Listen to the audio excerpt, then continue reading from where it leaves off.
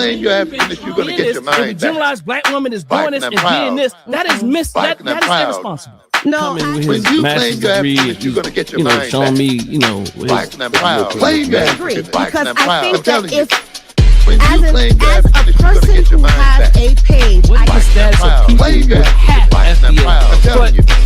When you claim you're African, you're gonna get your mind back. That's why I was laughing, because I am claim you're African. I'm not saying the framework doesn't do a thing, but become a part of it. We've been forward to black men become a part of it. Being in the control, we become a part of it. Only embrace it. that those to me one of the best stories I've ever heard. Embrace it. When you claim you're African, you're gonna get your mind that back. mental growth takes place. You've been misled by leadership, for instance, that think that you can consume. When you claim you're African, you're gonna get your mind back. Black and I'm proud. Claim you're African. Black and I'm proud. I'm telling you. Peace and power, family. DAW back in the building, family. With, of course, our resident scholar. I think I found the term. Professor Shabazz, family. Make sure you come in the building. Make sure you like we got a special treat for you. I was just talking to a dear brother earlier today, and he was sharing how much he really appreciates Professor Shabazz in his breakdowns, especially our duos, as he called it. Make sure you come in the building. We got a special treat for you today. It's entitled Dr. Umar's Indigenous American Debate. Africans or Indigenous American. Let me get my tongue right. Hold on. I need to do some tongue exercises sometimes. Indigenous American DNA history or genealogy. But family, again, as I say, Professor Shabazz is in the building, and let's talk to him. What's going on, Brother everybody? Peace. What's going on, cuz? Peace to everybody. Yeah, we're gonna get some things started tonight. I appreciate the information too. Whoever the brother was, it said gave me the compliments. I gave us the compliments. I appreciate that. But yes, ladies and gentlemen, we're gonna be talking about Dr. Umar tonight. Not so much Dr. Umar, but about this topic. We were here first. The Aboriginal, the pretendians, the history deniers is what we're gonna talk about tonight. This is your brother Shabazz, and if you are coming in, like my cousin said, if you are coming in on either side of the channels, if you're on my channel, hop over to my cousin's channel and hit the like button over there and make sure you subscribe. And if you're on my cousin's channel, jump over to mine and hit the like button and make sure you subscribe. Peace to everybody in the chat. But what's going on, cuz? Well, yeah, I definitely wanted to let you do all that and so to let the people know before we get too far into let them know a little bit about your platform and all the things and all the things you've been doing recently, so that they can kind of get an idea. Yeah.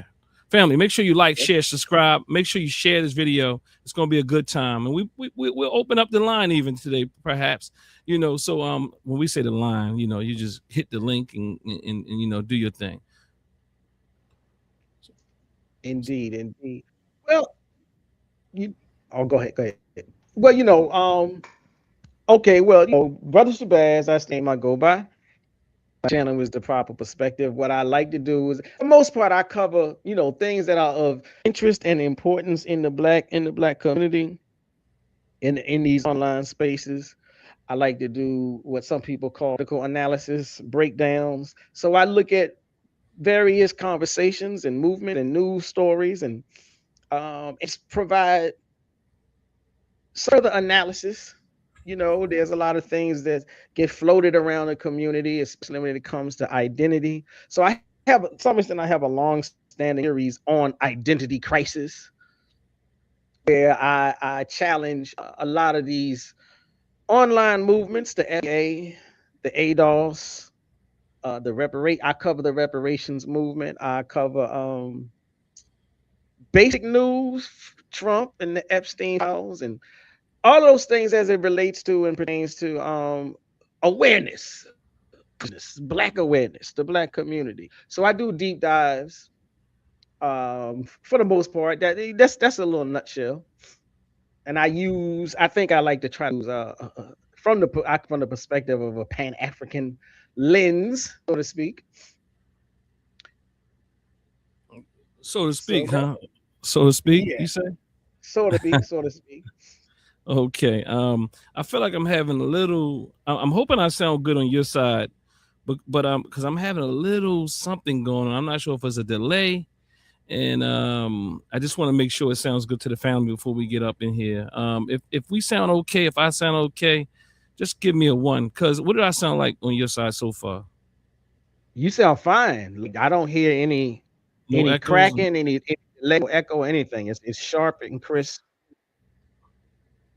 Okay. All right. So let me check. Let me get the link in the chat for the people. Make sure you come in and you like the video.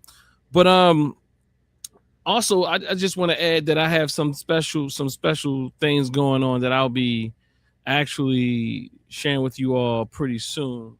I got some exclusives coming out as it pertains to much more of this FBA and this, let's say, this Freedman type of situation that I hear people starting to promote more lately, more recently. Because to me, I think we have to be real careful, especially when people bring Freedman before us as well. I'm not saying that there's no historical relevance to it, but yeah, you have to ask the question: why are we using Freedman all of a sudden? And why is Tariq Nasheed does it? You know, Tariq Nasheed has used Freedman, and he interchanges that with FBA, and other people are picking up on it. You know what I mean? So, and also bringing certain people to their platforms. Understand that everything is intentional. Everything is intentional. These people are doing things. They're being very intentional, even if they don't want to do it themselves. I'm just going to be real frank. So I got some things coming out to break down the movements like Freedman, the movements like ADOS, those who seem less problematic, especially like Freedman, because they intellectualize a lot, but really there's still this Afrophobia. There's still, although they say they don't have it, but oh no, I've watched it a bit. I talked to my dear brother Tahaka Bay. He told me a little bit about it, but then I really started to look at it for myself, and I said, "Whoa, it's there." They just try to disguise it. So though there's some historical relevance and accuracy, why are you using the term now? There's all types of things like Solon and different titles that people try to use to get away from the same old. I think I'm hearing some feedback. I hope I'm all right, y'all. But so I'm going to go ahead and, Brother Cuz, are you saying something? No, I'm typing, but I ain't saying nothing. Okay, You I can think hear me typing. I'm gonna have to figure something out because something is happening on my end that I'm hearing, and it sounds like. But long as you all are good, I can manage it. I just want to make sure the chat is good. Put ones for y'all. Put ones in the chat if there's no feedback on your end, no problem with hearing us and that type of thing.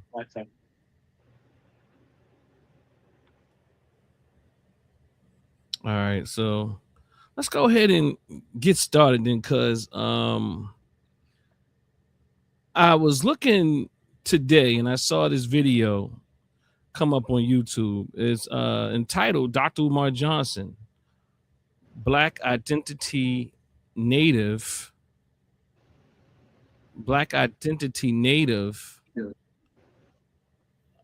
Let me see. Ancestry and DNA debate. So that's what it was entitled, right?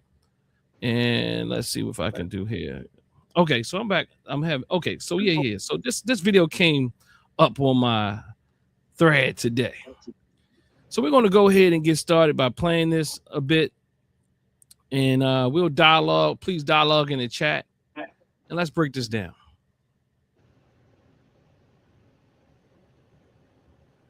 Can you hear that? No, if it's started, I can't hear it. Okay, let's see here. All right, so I can. Okay, so yeah, I moved my office today, y'all. I moved my setup, as you can see, and I'm just trying to make sure I have everything working. Not sure why this isn't working, but let's see here. Let's see. That's on. Let's see what I got here. Okay, let's see what we got here. I think I can figure this out pretty quickly.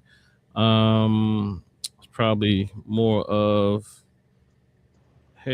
external headphones. Oh, that's already there. That's already there. That's already there. So let's see. Oh, I think hold on. You know what? I know what the problem is.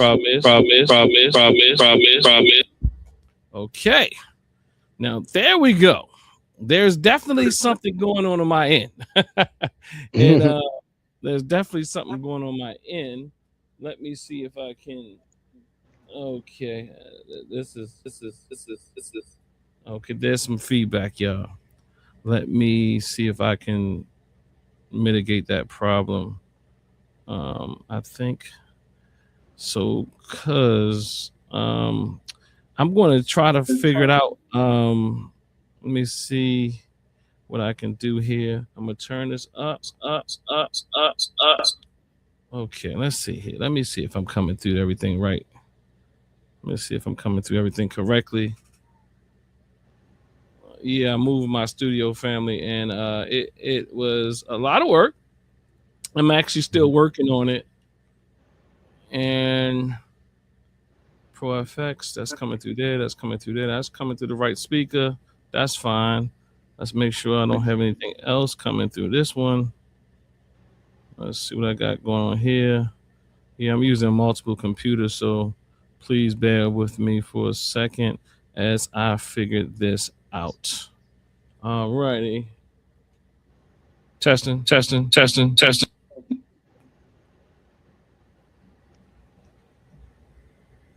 Okay.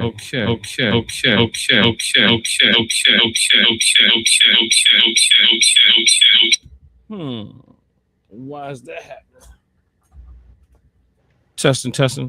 Testing. Let's try it now. Let's see what happens here.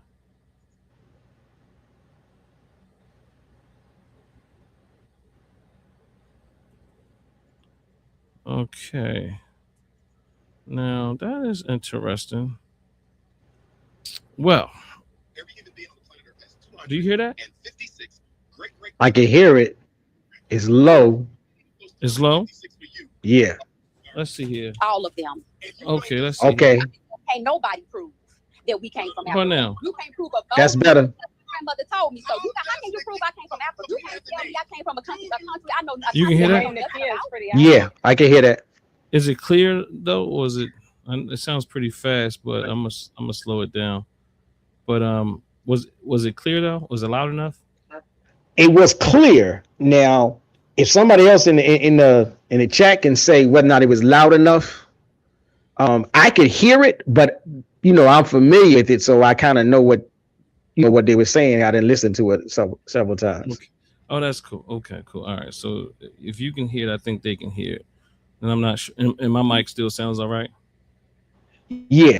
Lord of Slaughter said fast and low. All right, let's try it out again. All right. Oh, you know what? It must be like a period of time that's kind of. I'm indigenous to this land. You know what? It must be like, okay, it must be the clip itself. This is my story. I'm not going to make that claim. You stated that I'm working with white folks, and you can't prove that. You got white sympathy. You just said that. What the f does that mean? It's white people who sympathize. What does it mean? It's white. Great. I have no idea why they're doing that, but all right. So at this particular part of the clip, family, it's someone on Joe Rogan's podcast, and I have no idea why it's not necessarily playing at this moment. Like there's no volume on it at this moment. Maybe Joe Rogan clipped it. And 56 great grandparents Uh-huh. How many of those 256 for you are Native Americans? All of them. And you know this how? Because can't nobody prove that we came from Africa. You can't prove a vote because my grandmother told me so. How can you prove I came from Africa? You can't tell me I came from a country I know a continent I know nothing about. Pretty African. So basically, you're Native American because nobody proved you're I'm indigenous to this land. This is my story. I'm not going to make that claim. You stated that I'm working with white folks, and you can't prove that. You got white sympathy. You just said that. What the f does that mean? It's white people who sympathize. What do you mean? What does it mean? It's white people it's white people for Pan-African. That's a problem. Dr. God is just a whole democratic establishment. It's a Pan-African. You guys are not serious. What are you talking about? Have the same energy with your people. No, but I respect you, brother. You're still brother. Yeah, no, we still brothers. I think we just got different ideology. So if you're talking about Hillary, I can respect that. Yeah, like you got at peace with an ideology based on the division of Africa. see. So look, when it comes to unity, right? Like if I could accept the fact that I'm a different African, right, or I'm a different. Listen, this. Oh, so listen, Prince, if you're not going to recognize, you just recognize all these different. Yo, you just recognize all these Africans with different cultural views based on your American experience. And now I can't have. I don't have. And now apparently I don't have enough. Cuz, can you hear that? I can hear it. It's still kind of low. Okay. All right. So it's still kind of low. Can you talk? Let me pull it in on mine while I try to get it correct.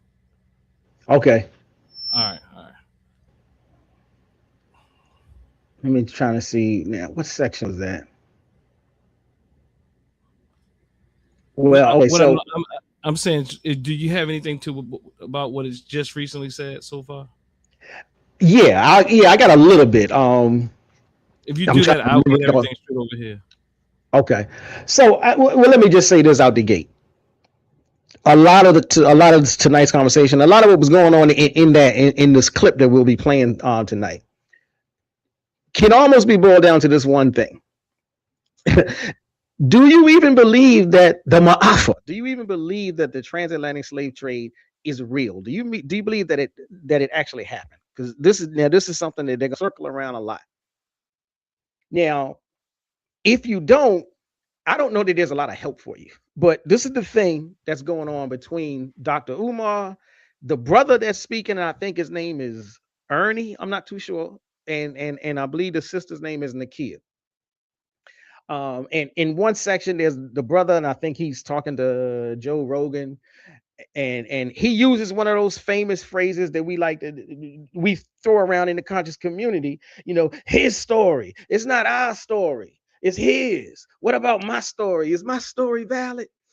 Now, back in the day when we used this, we were actually talking about real, authentic scholasticism, scholarship about our story as Black people or African people and our connections to the continent. Nowadays, these FBAs, these pretendians, even the Freedmen, they're using the cover of these sound bites to disavow all of the historical research. And so you have these group of people who they no longer believe that the slave trade is real. They don't believe that, for instance, the historians who have put together the online database called Slave Voyages, they say it's phony. It's all made up. And when you ask them, well, how do you debunk a fact? You got to have more facts. When you ask them, what's your evidence? I don't have any evidence. I don't need any evidence because family, we always been lied to. That's not an evidence. Now, the Slave Voyages database has roughly 36,000 individual voyages. They have ship manifestos. They have insurance papers. They have port records. They have captain's logs.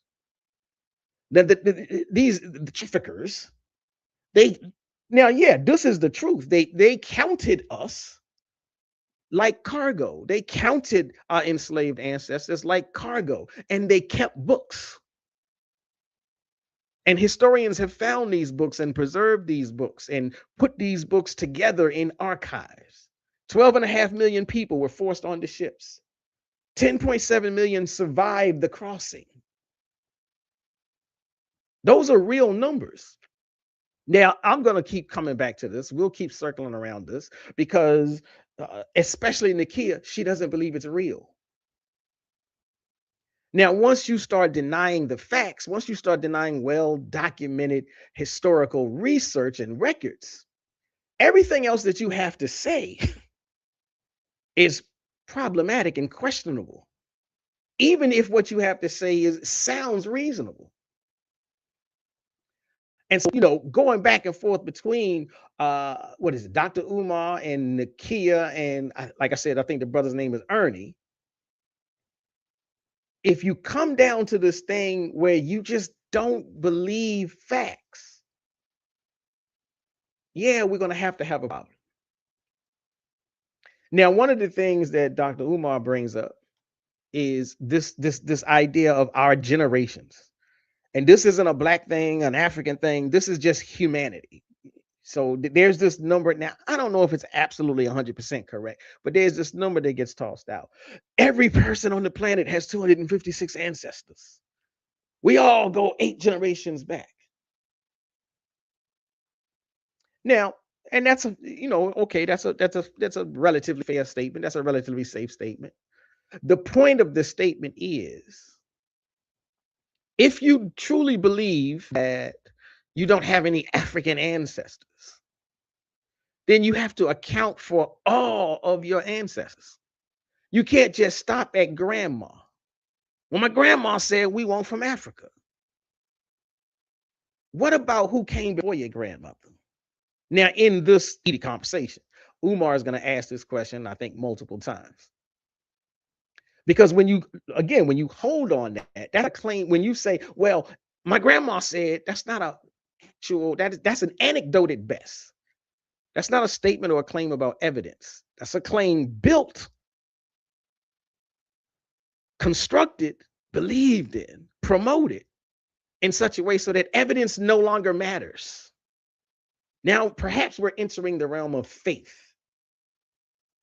And it's tantamount, it's equivalent to somebody trying to tell you, I got an invisible dragon in my garage.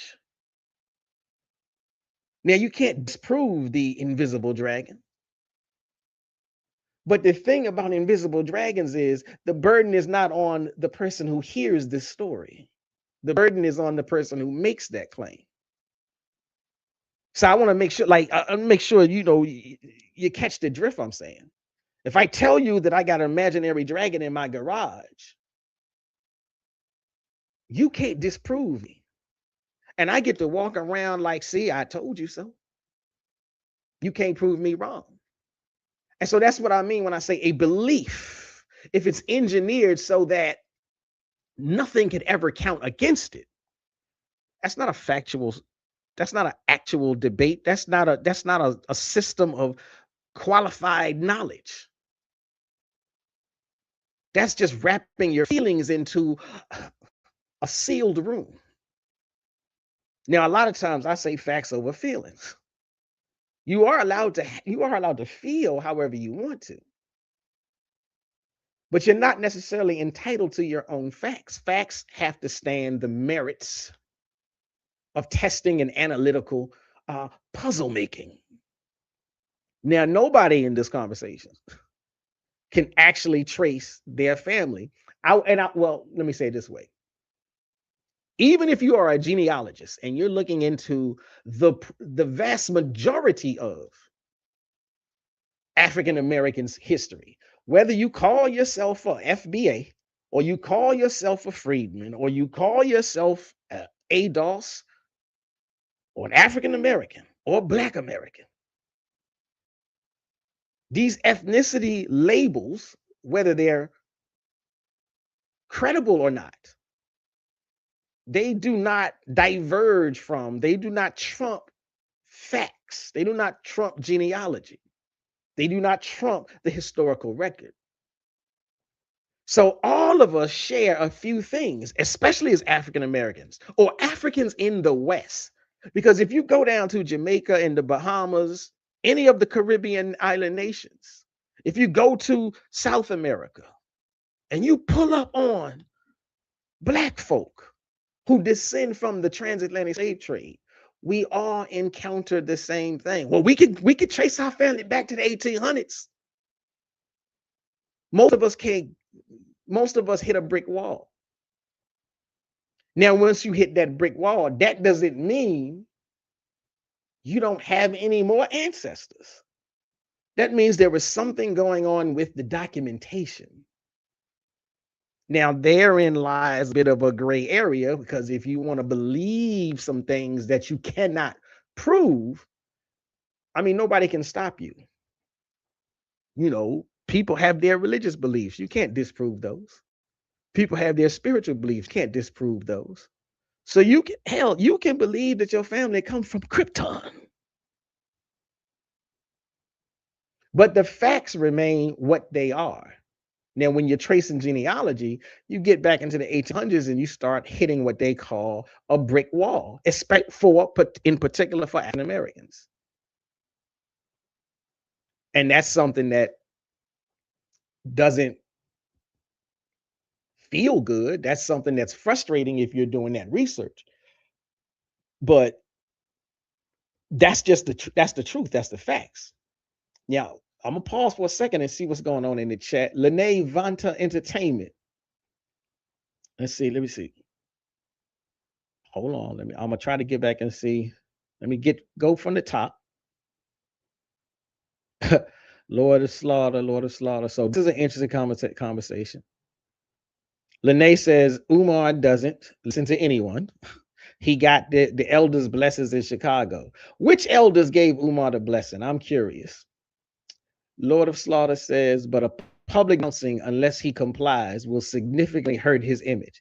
This is true. And I dare say, enter into the record, the recent fiasco that popped off about his daughter or his daughters. I think that really hurt him, his credibility and his standing. But it to the point where if he receives another blow, it might be the death blow for him. Lord of Slaughter says, see how the pretendian called him Prince? I did catch that. As if Pan-Africanism is a monarchy and sullying our image. And that's something, again, he's been carrying the moniker for so long, and he's been relatively unchallenged. Most times when he uses it, nobody in the room challenges him. Testing. So yeah, they will start shortening the name and just call him Prince. Not a good look. Testing. Can you hear me, cuz? I can hear you. All right. Yeah. So what I'm going to do, if I can, you've been rocking off. What I'll do is see if we can just go ahead. Tell me if you can hear this. How many people do you think were brought over from Africa on slave ships? Loud and clear. That happened. Much better. I don't believe it. What do you mean you don't? There's no footage to it, so we can just play the audio and we'll pick it back up next time. You want to finish with what you were doing? I just wanted to test that out.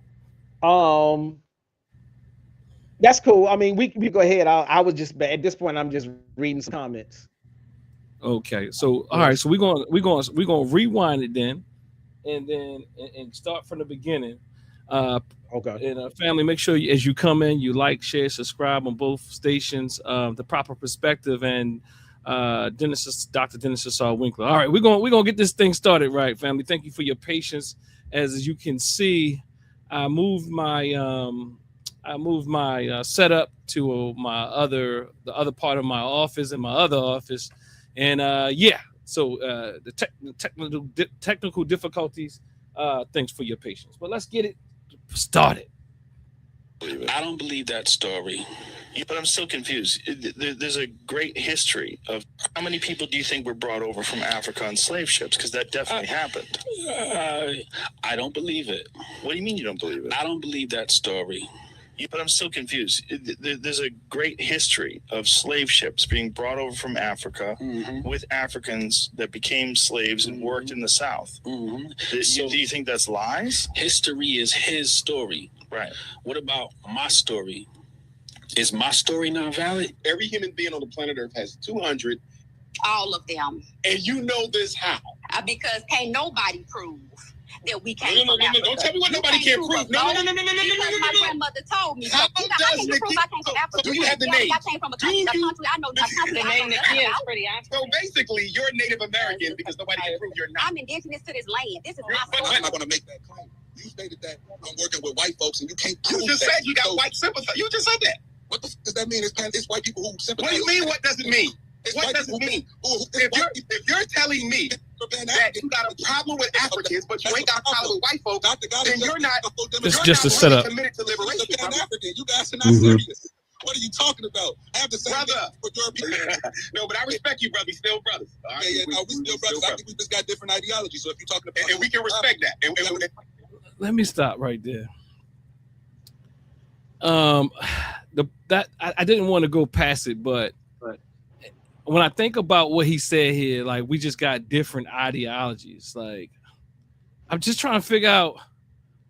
To me, that right there is telling in and of itself, cuz like the fact that you could say you still my brother, but you calling yourself a FBA or some kind of you're some kind of FBA or some kind of Indian or indigenous or I can't even say the word this late, indigenous or whatever it is, being autochthonous. It's hard to say when it's not late, but what is it? Autochthonous?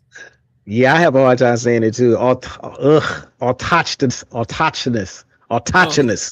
I need to see the word. You know what? Yeah. Let me not even say that because when I'm trying to pronounce it, when I see the word, it might get even more difficult. But maybe I need to see the word to kind of understand or pronounce it correctly. But unless she said I'm from this land, he said that this is his ideology. Umar said right.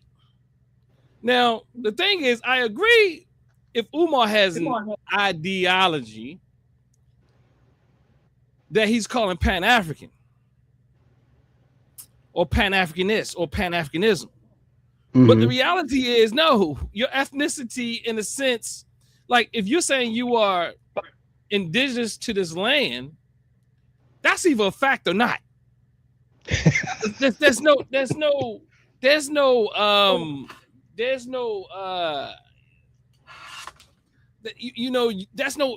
ideology. Like FBA said, there's no ideology. But really, if you are indigenous to this land, there's ideologies that indigenous people practice. But no, you can't be like the sister, a Native American or indigenous person, and also be that be an ideology. You can't. And in fact, to be African is not an ideology. Now, we can speak to maybe there's some ideologies and ideological underpinnings, some ideological reasons why we call ourselves African. But in and of itself, they are not debating ideologies unless they're debating Pan-Africanism in some other form of some other movement or ideology. Like FBA is a identity paradigm with an ideology, maybe several of them, but no, you can't say that to be indigenous is an ideology compared to being African. What you say? You look like you got something, your eyes going up. Maybe I misunderstood something. No, I mean, I tend to agree with you, but I also think that what they are doing with the indigenous label, what they are doing with the Native American label, with the Aboriginal, with the autochthonous, they're trying to turn it into an ideology. They're denying all of the actual factual information so that they can create this idea of who they are. I mean, yeah, in actuality, it's false. It's absolutely false. You might be, to some extent, you might be able to say that the FBA have a much stronger claim to the identity label that they created, because it's a lot easier to argue factually, I'm a foundation Black American, because you're still rooted in a certain type of under a certain umbrella of reality. When you start saying, no, I'm the Native American, you are departing from all factual things. But they're doing that deliberately, and they're trying to turn it into. Well, the thing is, though, can you hear me? The thing is that if they say it's not an ideology, that right there in and of itself, then is when they also know this wrong. That is wrong. It's a belief system. It's something like I do get it, you know, but there can't be like I'm Chinese is not ideology. As I think someone put in the chat. I'm Indigenous American is not an ideology. I'm African is not an ideology. But like you said, there's an ideology that they're creating, and they're creating this false narrative, which is the ideology. Right. Exactly. Because it's not real. Yeah. I think that's what you're saying. Yeah, it's definitely not real. They are literally trying to create it and just find whoever they can to buy into it and carry the torch right along with them. Right. Let me see some. So let's go back to it. Okay. Oh, you had something you was about to read? No, I was gonna say Door of L got the pronunciation we were struggling with. All touch funness. Oh, where is it at? I put it on the screen there. All touchness. All touchness. It's too late for that, family. I can't. I'm glad you broke it down. Touches. Look. Oh shit! Excuse my language. That's what it is. It's hold up. It's let me know if you can hear this. Respect that. Like it's hard to be at peace with an ideology based on the division of African people. See, so listen, when it comes to unity, right? Like if I can accept the fact that I'm a different African, or how are you different, brother? Listen, the white man put chains on you, so now your genetics and everything is altered. Friends, if you're not ridiculous, you just recognize all. Why are you giving a white? You said no. You put thumbs down. No, I was trying to say it's low. I can hear it, but it's still low. It's still low right now. That last part was low. Sound lower than There's so much power. Yo, you just recognize all these Africans with different cultural views based on your American experience. Yes, but it ain't based on slavery because all of them was enslaved. The Haitians wasn't enslaved. The Cubans wasn't enslaved. The Jamaicans. I'm not talking about no Jamaican history based on slavery. Apparently, I don't have enough based on a unique culture that grew out of their experience. So the Freedman ideology is based on what the white man calls you, what the white man did to you, what the white man thinks of you, and ultimately what you want the white man to do for you. That's why I have a problem with your ideology. So listen, like you. Umar Johnson, did you hear him say what he just said? I heard it. Let me see. Posterior says yes, he can hear it.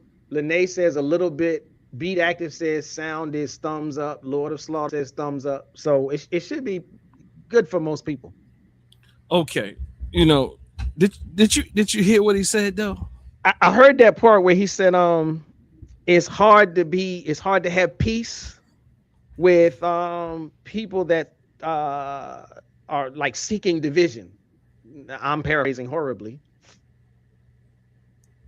Yeah, so he said what he said was it's hard to have peace, but he also what did he say that made me kind of like let me he said something. I'm sorry y'all, I'm dealing with these these technical difficulties got me multitasking.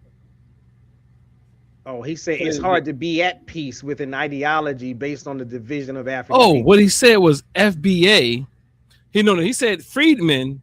He started saying something about Freedman. Let me play it again.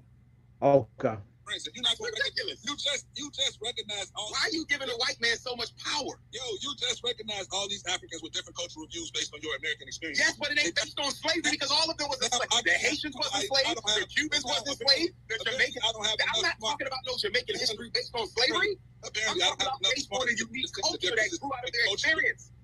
So the Freedman ideology is based on what the white man called you, what the white man did to you, what the white man. So he said Freedman culture is based on pretty much what the white man gave you. Now, I'm not sure when this was made, but you know why that draws a red flag for me? Because I've heard him leaning into, I think I saw one, if not two videos where he started using the word Freedman as if he was using it as if he is claiming it. So DAFA, DAFA. Yeah, what was that one supposed to be? Descendant of, I don't know. What did he say? He said descendant of African freedmen of America or something like that. Yes. Okay. Descendant. What is it, y'all? What is it? Descendant. Like, so I'm trying to, I don't know when this video just came out a few days ago. Right. But nonetheless, Umar's getting some things in. I must admit that. But I'm also saying that Umar be switching up and flipping things around. I don't know when this was created, but at this point, he said a freedman, blatantly out of his mouth, is those who are trying to get something from this white man in America. He's even asking, what else are you doing outside of trying to get things from this white government? Thinks of you and ultimately what you want the white man to do for you. That's why I have a problem with your ideology. So listen, like you just gave Africa a lot of grace when you recognized that. You said a lot of grace. That's my mother was talking about. Your mother too. You said that they and let's keep it oppression. Let's keep it about. They keep calling all of this stuff an ideology. And I agree that it all is an ideology because it's not real. And what I mean is, I'm not saying when you start calling your ethnicity or your ethnicity or ethnonym or whatever you want to call it an ideology, it's very clear that you made it up. It's very clear that you made it up. It's very clear that there's a reason why you made it up. Now you didn't give African Americans, Black Americans, I mean, let's say what you say, American Africans, that same grace. You're not recognizing. What are you talking? No. I'm giving our people the same grace. I'm not giving your organization's platform the same grace. No, you got to. Because I do not think you should be forging. I do not think you should be forging a movement.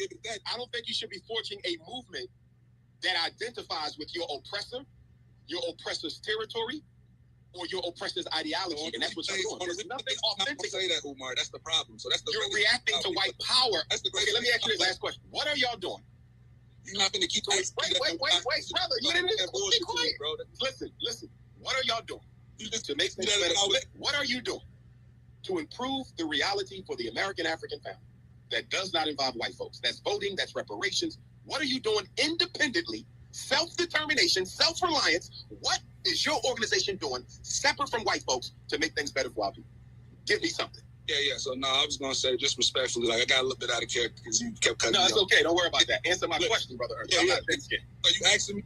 Sorry, Umar wasn't falling for the bait, for the fake apology. I mean, I got to give it to Umar, at least on that one. Umar is still a problem, family. But I got to say, Umar is not falling for the bait here, like with the brother with his false apology, trying to, smooth things over. He understands debate tactics.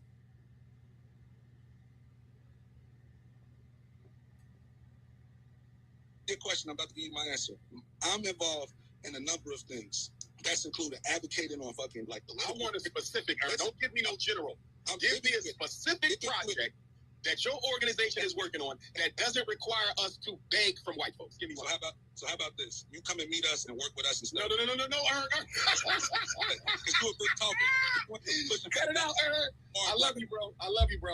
I want to point out my central contradiction with the African American tribal groups.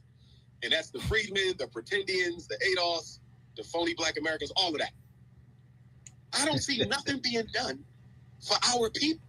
Umar said, "What you got?" I saw your face. What you got for that? Is that his African American like tribal groups?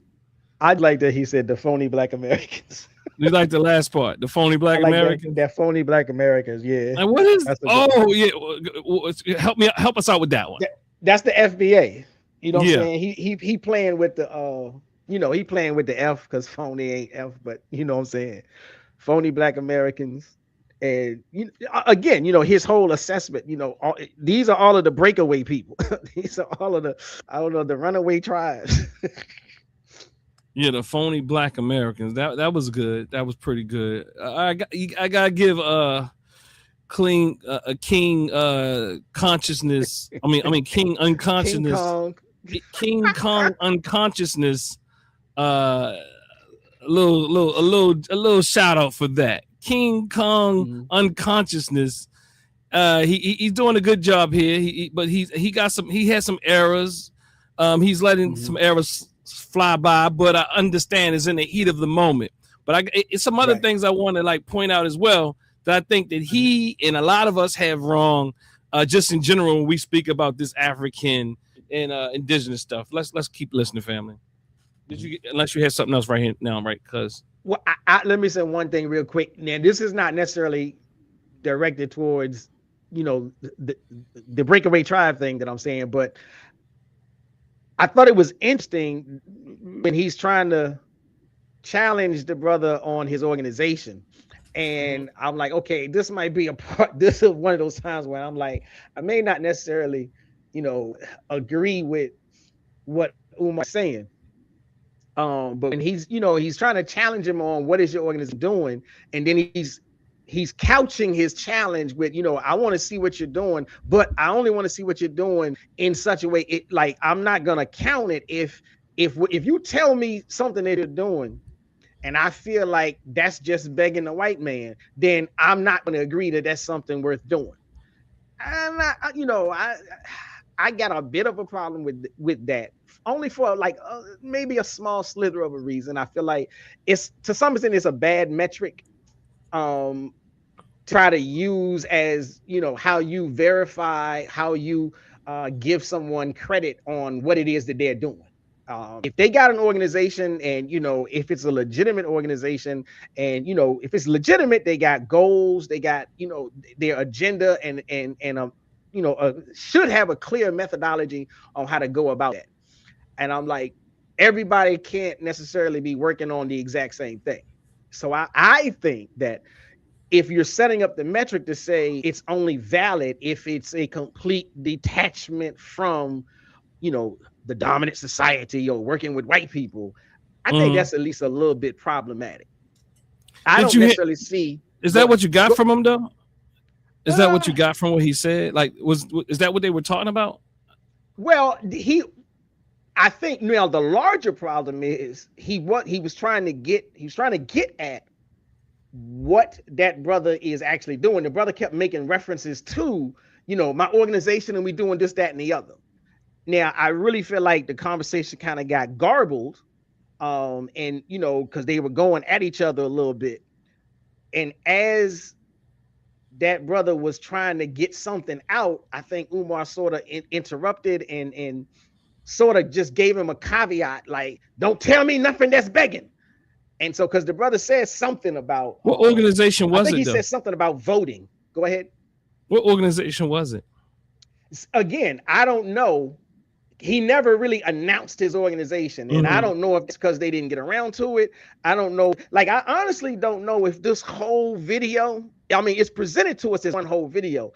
Yeah. At times, I feel like this thing has been cut up from multiple and put together sessions. Yeah. Yeah. And because they're having these kind of conversations that go in and out, and I'm like, so I don't it really felt like there was a larger conversation about whoever Brother Ernie is and what the name of his organization is and what they're doing. But what we receive, it's just not there. Now I could be wrong, but I think the way I take it, and of course you probably actually studied it more than I did, just to be honest with you. I just listened to it, and but the way I take it is that I'm not sure if he's saying well, I don't even know what they're arguing now. You can help me out with that, but I'm assuming that this is supposed to be about FBA or ADOS or indigenous type of people or Americans, but most of them say these are ethnic labels. So, I mean, I guess I'm a bit confused about why a ethnic group is being treated as an organization. I mean, I'm not sure unless they're talking about ADOS. I don't know. Well, I think one of the things that I think that's going on, at least like with the Freedman group. Okay, the Freedman. That's probably what it is. Okay, got you. They are, or at least how would I say that? Pockets of the Freedman group are actually trying to be more political. They're trying to like ADOS is honestly more concerned with making shifts and changes and adjustments to the law and to the administrative mechanisms, the census, the Census Bureau, and things of that nature. FBA is largely cowboy, wild, in the street, in your face culture war. Freedman is sandwiching themselves in the middle. They want to be seen as serious political pundits. Some of them are actually, or at least I've seen them say that they are actually trying to run campaign and put people in office. And so like, and I forget the name of that brother, but you had sent me that other clip that we had a little small conversation about. And I was like, that's somebody from Sonetta. I've seen him in some other videos and stuff trying to talk this Freedman thing about trying to run for office in like maybe Georgia or something like that. Formerly known as Lord Abba. I could not get that name. It was on my tongue. Lord. Formerly known as Lord Abba. Yeah. He was I think on Dr. Mayat's show the other day. And maybe her justification of the whole another spin on FBA. You know, the people, he's a charlatan. He this guy Lord Abba, and I'm gonna talk about this video that I saw on Dr. Mayat's show the other day, where I mean, like what I know is what people do is they tend to like bring these people on and don't say anything. They let the persons let the people speak to push the message they want pushed. Right. And I'm saying because I was a part of that, you know what I'm saying? Like you don't say nothing, I'm on the fence, you know what I mean? So you talk the Pan-African stuff I agree with, and then I'll bring on Lord Abba to be the person who I'll bring Lord Abba to present my position as it speaks to Freedman. And that's the same thing that in Tariq Nasheed, you got to be very careful because Tariq Nasheed also uses the word Freedman. So I think that what they do, and I appreciate what you just brought forth just now because it does make sense. Because Lord Abba, or AKA, I think his name is Ali, he used to be everything. He was a Moor. He was a Sinetta. He think he's a historical character in Sinetta Station. He's been like everything. He was with Malachi Z. York. Like this guy's the guy that Dr. Mayat brought on the channel to express some things. You know what I mean? So I mean, look, Lord Abba.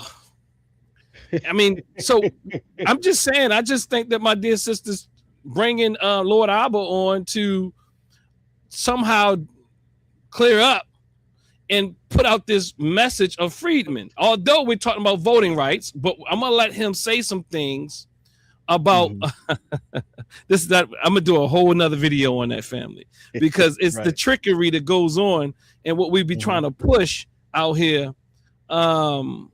What we try to push out here on the people without you saying a thing out your mouth. And it's time to get off the fence, family. I'm sorry. It's time to get off the fence.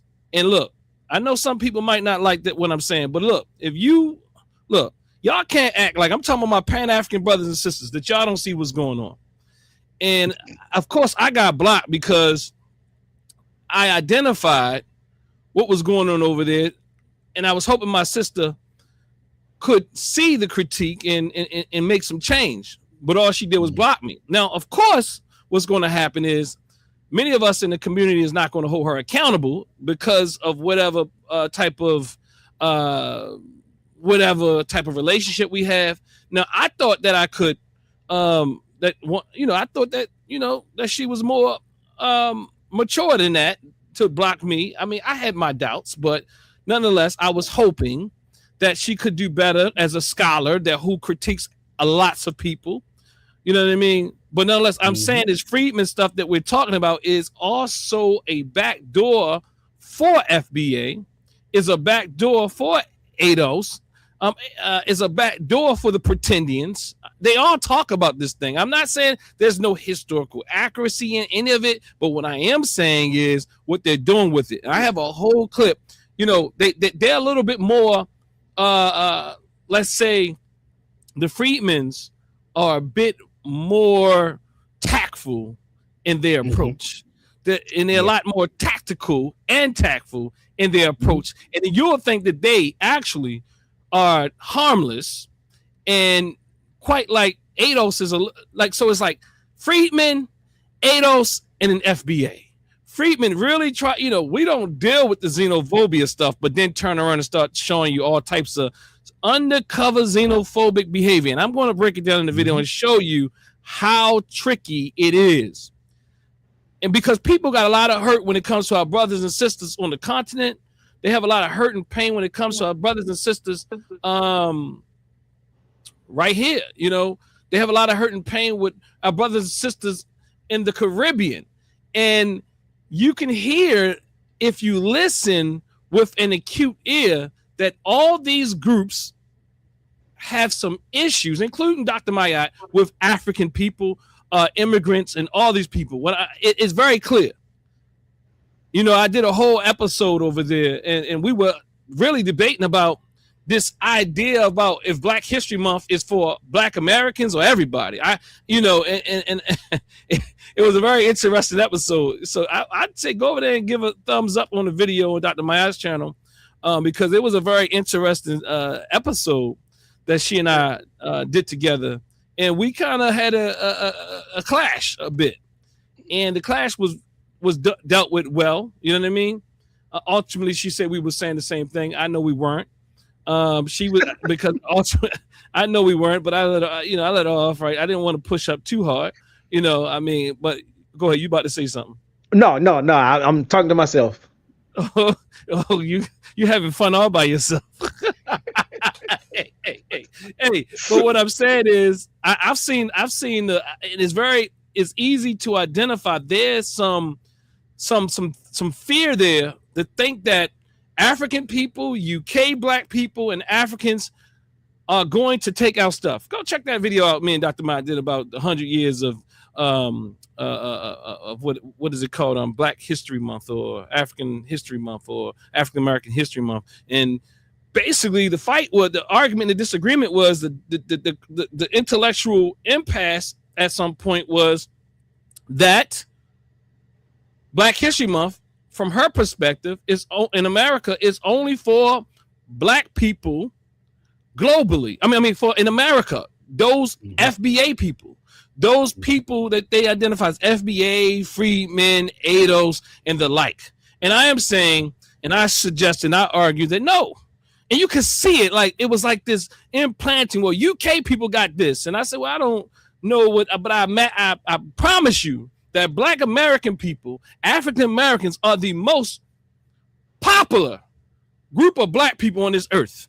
And I promise you that if you go to these other places, a lot of them going to be saying Dr. Martin Luther King. And I went and did the research. Yes, there's a day in the UK, and there's been even debate around, because it was such an American holiday. The UK Black people were like, "Oh, come on now, can we get some love for our own people as well?" And that's expected, But it was all these. So anyway, the Freedman is another FBA cover up. is what Tariq Nasheed uses. I'm just saying I'm going to argue that you cannot be FBA. You cannot be that type of Freedman. And in fact, you just pulled this this word, this historical term, and then you're trying to identify as such. Like after what? How many what is it though? I mean, what? Hold up. How long? I mean, the word has never. They're trying to say this is what we were and this is what we were called.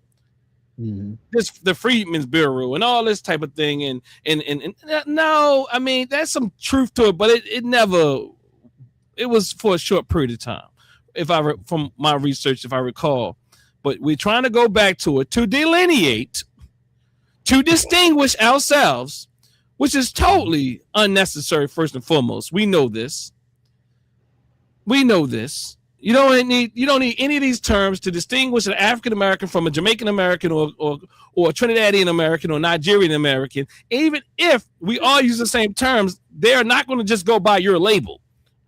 There's going to have to be some. I mean, if any of this stuff happens in the first place, called reparation. Like, I mean, like we don't even, like, I know, cuz I know you're optimist. Yeah, I mean, look, me and Mike, look. He and I need to debate on some things, but we But I will say is I do appreciate the breakdown. As far as I think that you're right, though, when it comes to these people, particularly because when it started off, we had some technical difficulties, and he first started off talking about Freedman. So I think you're right, and that's why he's saying that, and that's why he's arguing against this. Freedman, what are you doing? Because they are operating as more of a political type of movement, although they also identify themselves as Freedmen. So yeah, you know, it's at least they're being honest to some degree. You had something, cuz? Well, I was gonna ask you. Maybe I just missed it. When you say they're being honest, I don't know. I got a problem with that. Please push back. Because I'm not beholden to it at all. Okay, I need to believe them. If a person says, "I believe I'm Native American," I should believe that that's what they are aspiring to believe. But I don't think that is. I mean, so there's honesty in that. You know, you're telling me you don't believe in the transatlantic slave trade. You're telling me you believe that all of us African Americans were misnamed and misclassified, and we were always here, and this is our original land. You're telling me that's what you believe. I have to believe that you are being an honest speaker when you're saying that. It's hard for me to believe that you're an honest speaker when you're saying that. That's why I'm like, when you're saying these things, I believe my grandma told me that we not from Africa. So that's why I'm telling you we not from Africa. I gotta believe you. That's what you believe. I have to believe that you're not just deliberately falsifying statements. But I have a hard time believing that you would receive such information and buy into it. Like, it's much easier for me to say you're just running a psyop. You're actually. Let me be clear. I'm saying at least they're being honest as it pertains to them being a political movement. I'm not saying anything else. Look, and I don't know enough about them to know whether or not they claim that they're indigenous. I think that might be I'm not sure. I mean, are they also claiming an indigenous type of status and all that type of thing?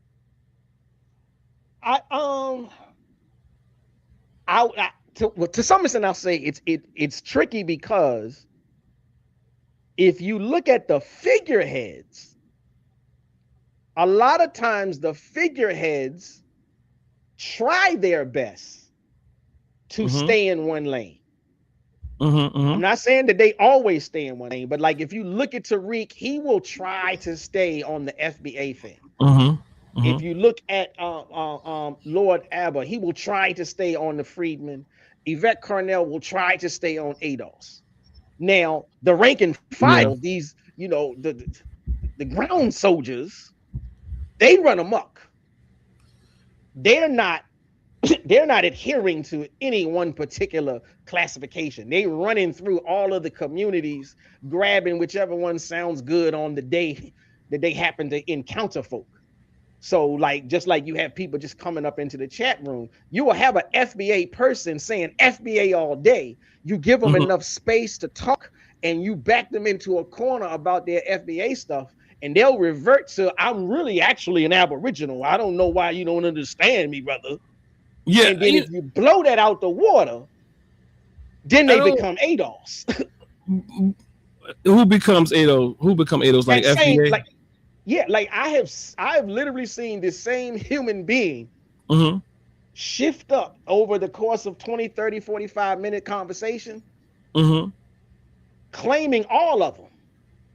Yeah, I mean, but I have to be honest though. I've heard Tariq Nasheed interchange FBA and Freedman, and that's why I think it's part of the trick. Now he typically says FBA, but he be like, they'll downplay and they'll switch from FBA to Freedman. Even I've heard that guy, the one who you scuffed up, named FBA Ron, who often uses word Freedman a lot, right? But I think like you're accurate though. I think you're accurate when you say they typically stay with the word. Those leaders stick with their term. But I have heard Tariq Nasheed switch pretty often at times, but only when he wanted, where it would benefit him. Because at one time, Tariq Nasheed also used FBA and ADOS before they fell out interchangeably. So I think that's also important to note. Whatever serves these fraudulent people, they will utilize. But yeah, I'm not sure if Lord Abba, I think his name is Ali, the spokesman for our Pan-African community. I'm sorry, I don't know how. I really don't know how Lord Abba becomes the spokesman for Pan-Africanism, for Pan-African people. No, I'm messing around. I'm messing around. I just messing around, Okay, let's see what we can pick back up on.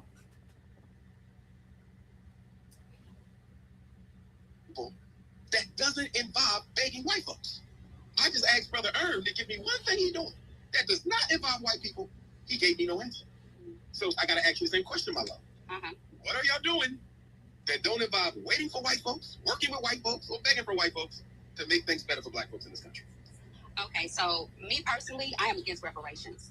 Okay, I don't believe that we need the white man to give us anything when we have our own land, and this is our land. We can get it right here out the mud, like we've been doing it, like our ancestors did it, and everything else. We had segregation. We didn't need the white man. We had a bunch of stuff, and we never had it. We was getting it before they came, and we can get it when they leave. So I'm against reparations. I really just want them to leave us the hell alone. Just leave us alone, because we have shown if you leave us alone and leave us by ourselves, we will rise. We will build the banks. We'll build the Wall Street, the jewelry stores. We'll get the oil, the cotton, the tobacco, and we'll get everything we need. So we don't need a European, a Chinese, a African, a Mexican, or nothing can to help us build what we need to build. So I'm not for reparations. I don't need no green dollars. We can get it out the mud ourselves. So I'm against that, because when they give you something, they want something in return. And that's how we got in this problem in the first place. That's what the welfare system was all about, that we chose to get into back. So just a note that actually seems like he went from them, and I could be wrong because I'm multitasking. He went from the brothers to the sisters.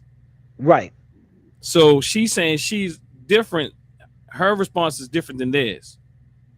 And she's an Indian or native. She's not black. She's not African. She's just indigenous. But you about to say something. Go ahead.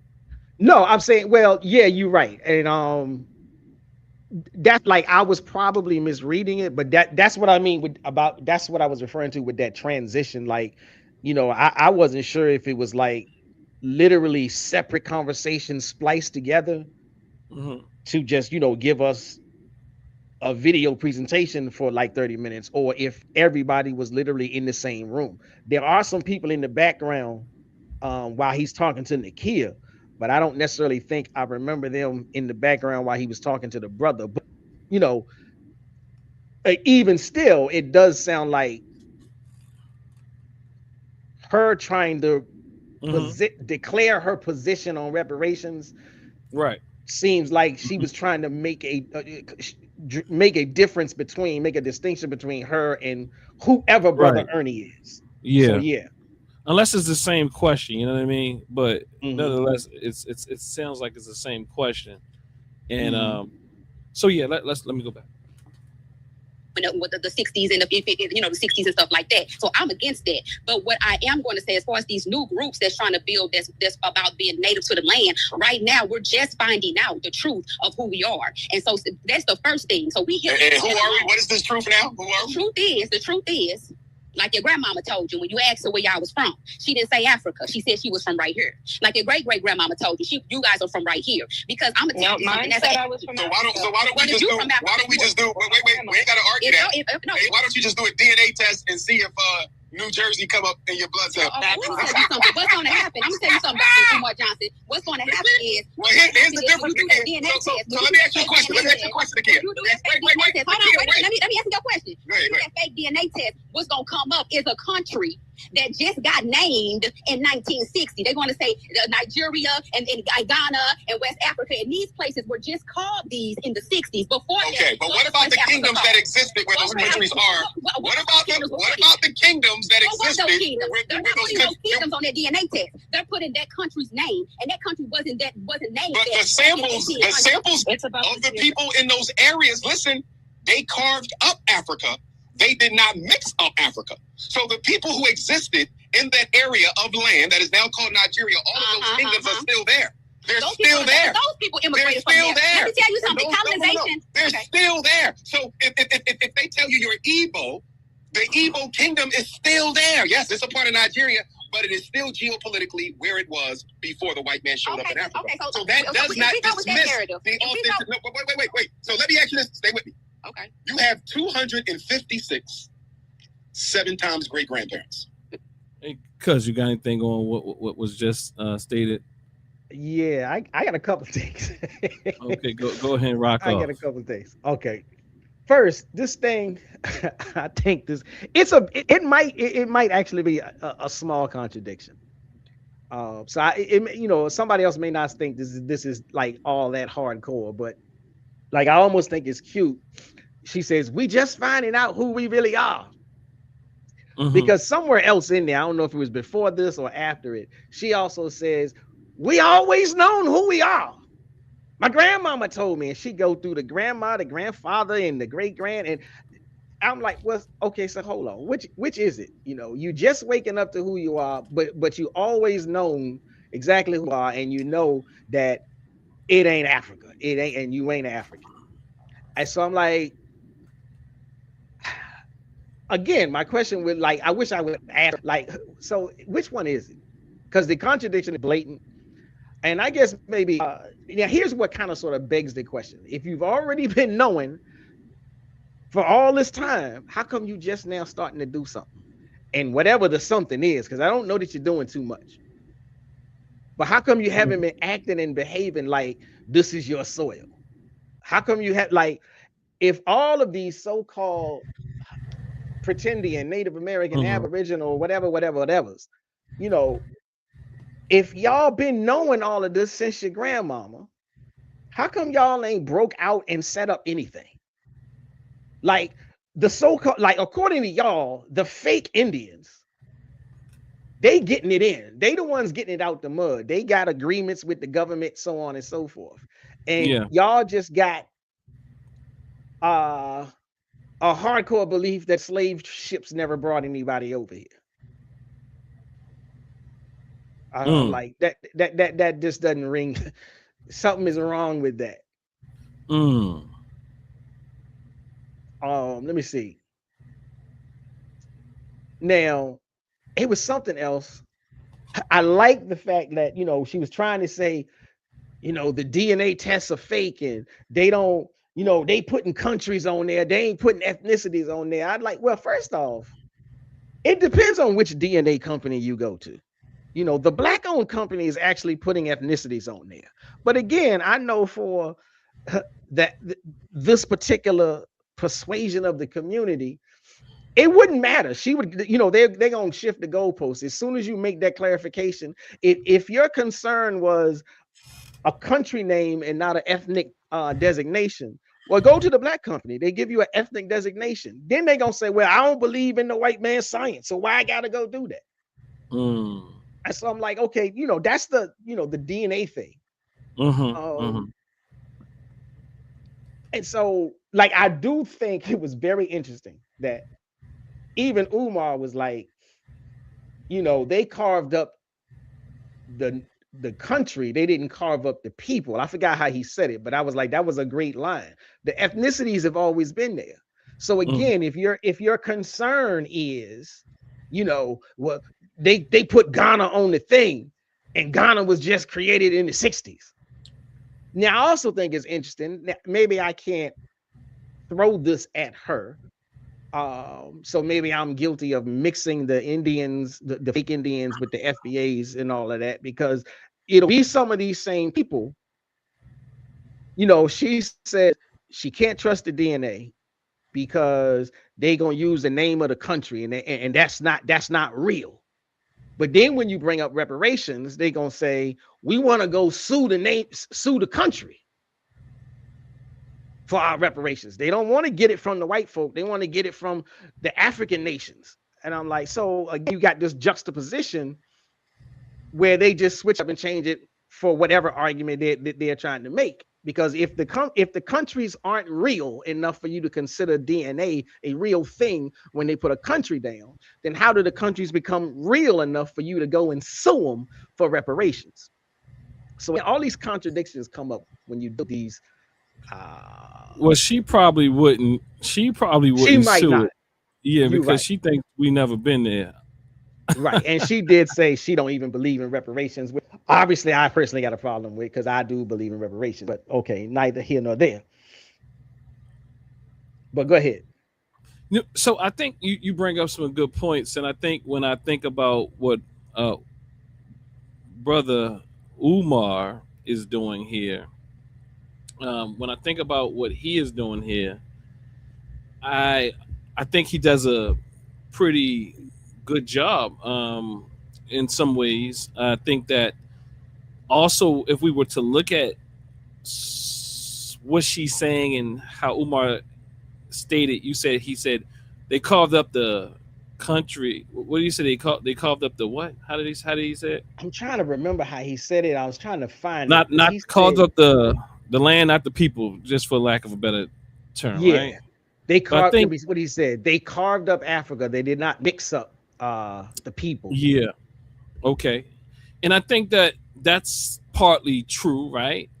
But I also think that there has been, you know, the people, even if the people migrated, nonetheless, even if the people came from another part of Africa or what have you, they're still Black and African people. It's not so much about the ethnicity as it is, in the real sense, the strands of DNA that you have in common with them. So, you know, we don't even have to deal with the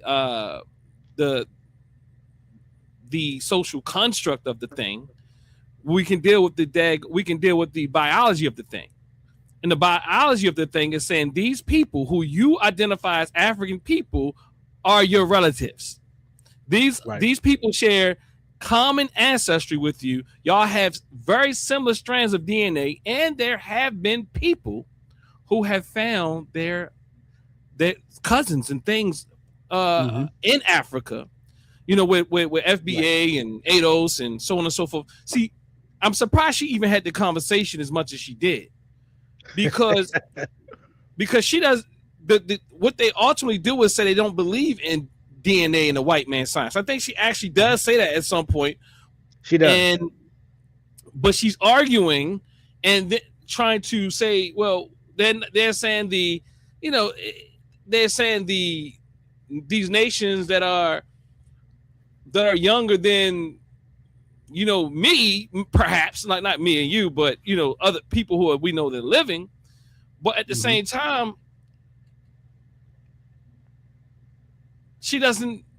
what she's going to ultimately retreat to is that she doesn't believe in the white man's science.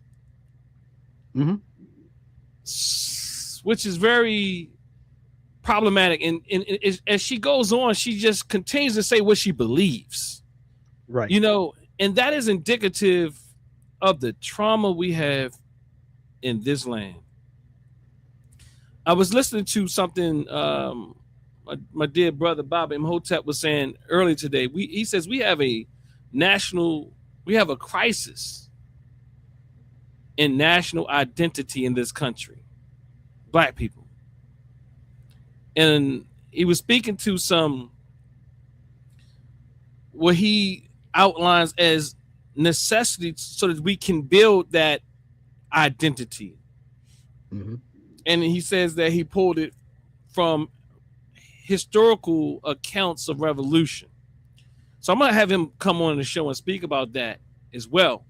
But definitely, she is anti-science. And a lot of our community is anti-science, especially when it comes to things that they just want to believe. That was so much there, but I'm gonna go ahead and push play again. You're doing a great job. I don't even want to. I guess my major point here was that you can't deny the biology, even if you want to deny the.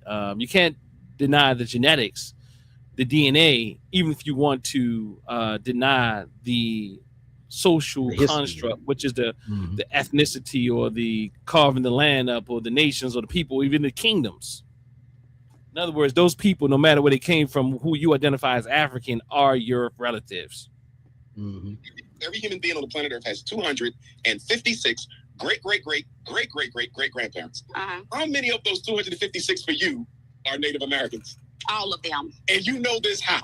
Because can't nobody prove that we came No, from Africa. don't tell me what nobody can prove. No. My grandmother told me. How so does I can prove I came from Africa. Do you have the name? I came from a country. I know the country. The name that is pretty accurate. So basically, you're Native American because nobody can prove you're not. I'm indigenous to this land. This is my story. But the only way you can prove you're indigenous to this land is to give me the names of your 256 7-time great-grandparents, but you don't know a single name. Nakia, you don't know a single name. Do you see how ignorant that is? No. But prove to me they African, though. Okay, so prove to me my 256 is African then. So you prove it that Okay, I'm gonna prove this. What I want you to do for me. Just do this one thing for me. Get me the 16 names of your great-great-great-grandparents, and I'll prove you African. Okay, all right. I will give you that, and I'll get that. Give me that. I will prove to you. Because the point that you indigenous Negroes keep missing is even the Native Americans are a mixed-race African people. Oh my That's the point that y'all missing. The first people in this country were African people. Okay, the people that you call native came over here later and mixed with the original Africans who came here. Okay, so when you say you are indigenous, you know what you're saying? All you're admitting is that you are an African from an earlier group of immigrants from the mother continent. That's and when you say you're saying. African, you're saying you're an immigrant. When you say you African, that means that I am not from this land. When you say you are an African American, you're calling yourself an immigrant, which says that you have no. Okay, there's so much there. There's so much there. Two. Just I'll talk to the points first. Okay. One, she says when you calling yourself an immigrant, an African American, you calling yourself an immigrant. I want to deal with that. Two, I want to deal with this idea that this formulation that Umar put together as it pertains to this mixture of Africans and the native people here, or the people that came here that would be known as the native people here. I tend to struggle with that framework. I think we do too much at times. Like I think Umar was I thought that was a weak argument. I hate that argument. I think it's the worst argument ever that I hear us continue to repeat. Luckily he was messing with somebody who was debating someone who was out of her mind, but he's out of his mind as well. But the reality is, I just think that's like the most pseudo argument. Like, we're all from Africa. That's the argument he was making. We're all from Africa, pretty much. And that does nothing in the real world when we're talking about ethnicities. That's like a horrible argument. I think he even gets to you can go to Japan and Africans were the first people there. You can go here and African people was the first people there, and you can go here and there and African people were the first people there. Bro, the people that these white people encountered when they got here were not those same African people. Even if African people did like that don't even add up with what's the scientific evidence. It may add up with some people's other pseudoscientific understanding, but those people that came later met with the Africans that were already here and they created this other. So what is he saying? The Mongol, like what is he saying? Like the Asians came over the Bering Strait and then they mixed with the Africans that were here and they created this. I'm just curious. What is he saying? Two, with her, what was the other point? The other point with her is that she says that if you are, I don't think he did a good job of this. But if you're African American, you're already saying you're African. I mean, you're immigrant. You're immigrant. If you're African American, you're saying you're immigrant. He said, I don't call myself African American. I call myself African. Now he can do that. That's a political decision. But to really deal, maybe he does deal with it, but I'm not sure. I'll push play again. But the reality is that doesn't mean that. Where did she get that from? That's false. That's kind of like saying, go ahead. No, I'm going to say that's the ideology. That's part of the ideology that they are creating around claiming indigeneity. They are creating their own vocabulary and definitions, the same way FBA does. So that's something you will hear that from all of the pretendians, no matter what the persuasion, the abos, because even within the pretendians, there are still variations. The aboriginals are slightly different from the freedmen, who are slightly different from the real Native Americans, and are slightly different from the people that say I'm indigenous. They will get into debates amongst themselves and tell each other why you're using the wrong word. Now they're all saying the same. They're all saying the same thing. We ain't African. But they will all give you an explanatory breakdown on why the other Indian still don't fully understand. Because they all have a specific way. And that's why that's also why the Pashtunus word keeps coming up. Because that's another group.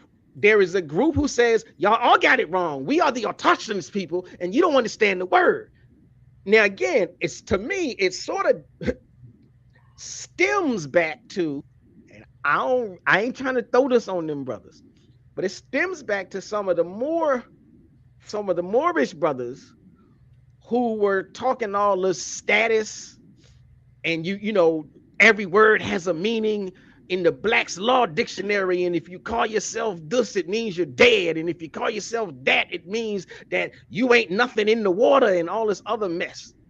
So that's where they're getting these ideas from, and then they're just reworking them for their own arguments. So for her to say, if you call yourself African, that means you're an immigrant. See, we come from the soil. I'm not going to give up America. That's ideology. Man, you broke that belief. Down. That's the new religion. I appreciate that nuance that you provided. Whoa. I haven't, and maybe I will, because there's a brother here in Baltimore.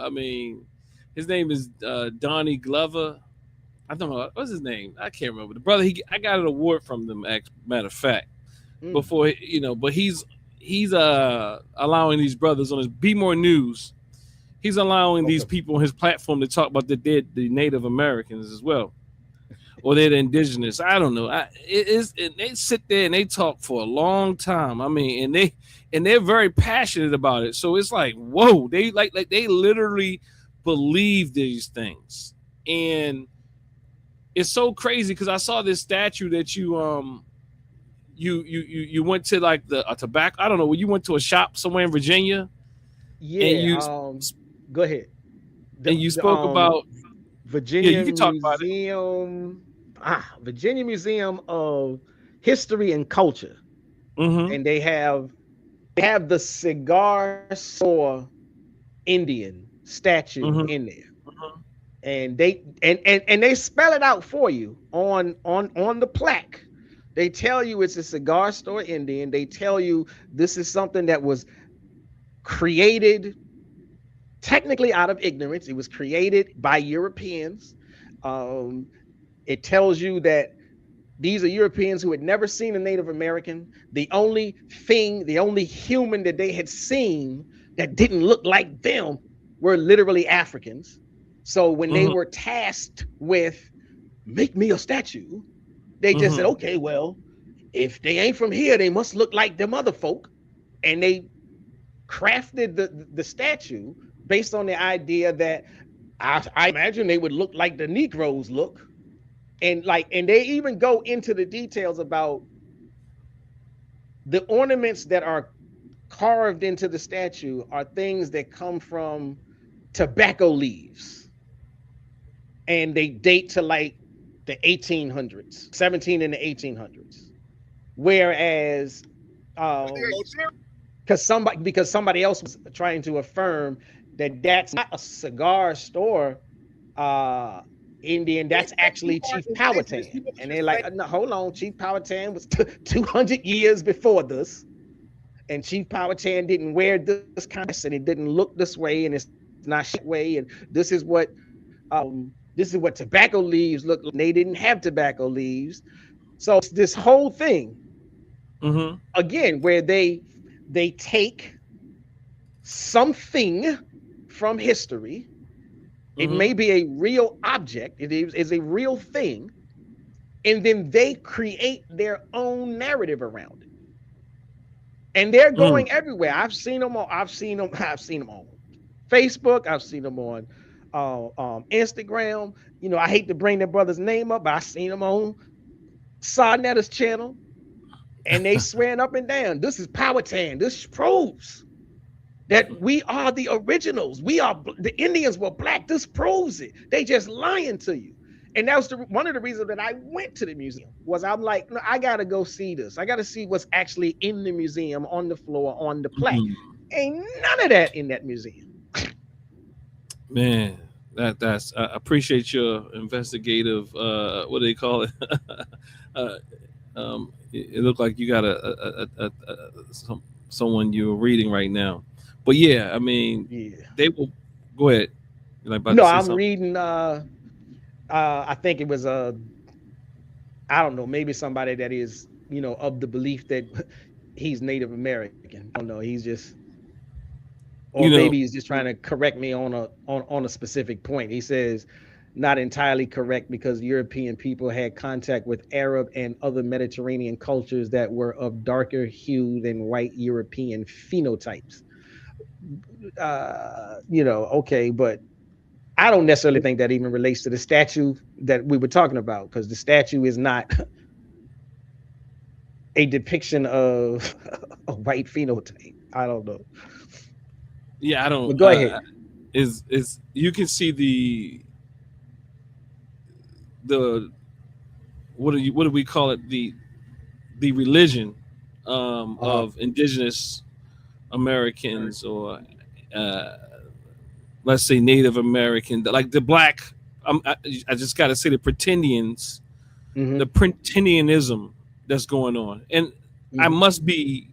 So let me keep it a buck. Like, no, I do have, and I've had in my DNA show up 0 point something percent at times, and it goes away at other times. But what I'm saying is such a small thing that Umar's really debating with this sister who is dealing with the worst level of self-hate.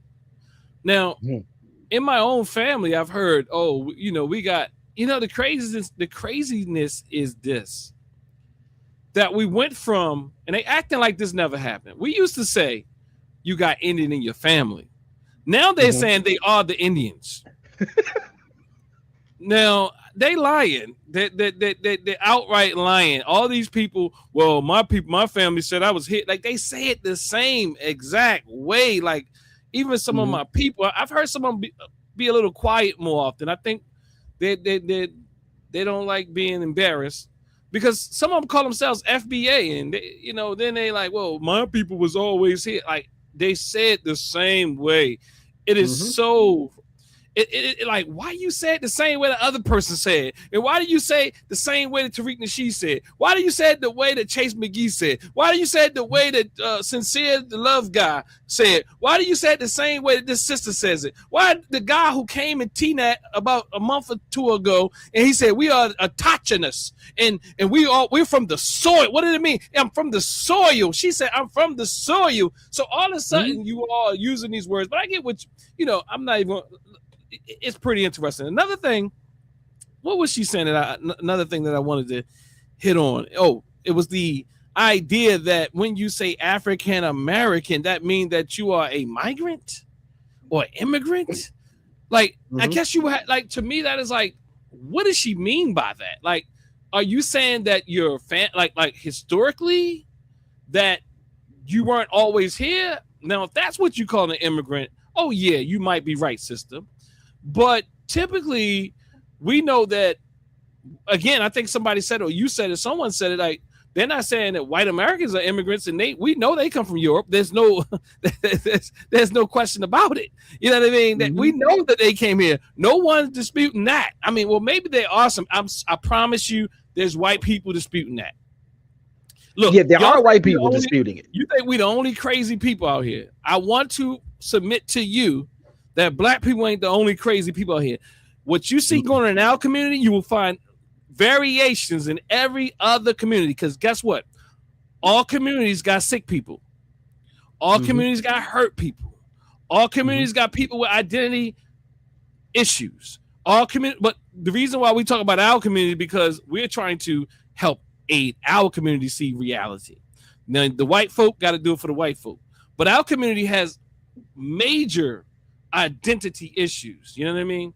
I think I got my computer back working. Let me see. Tell me if you can hear it. All you're admitting is that you are an African. Can you hear that? Yeah. Yes, I can hear it. Is it clear?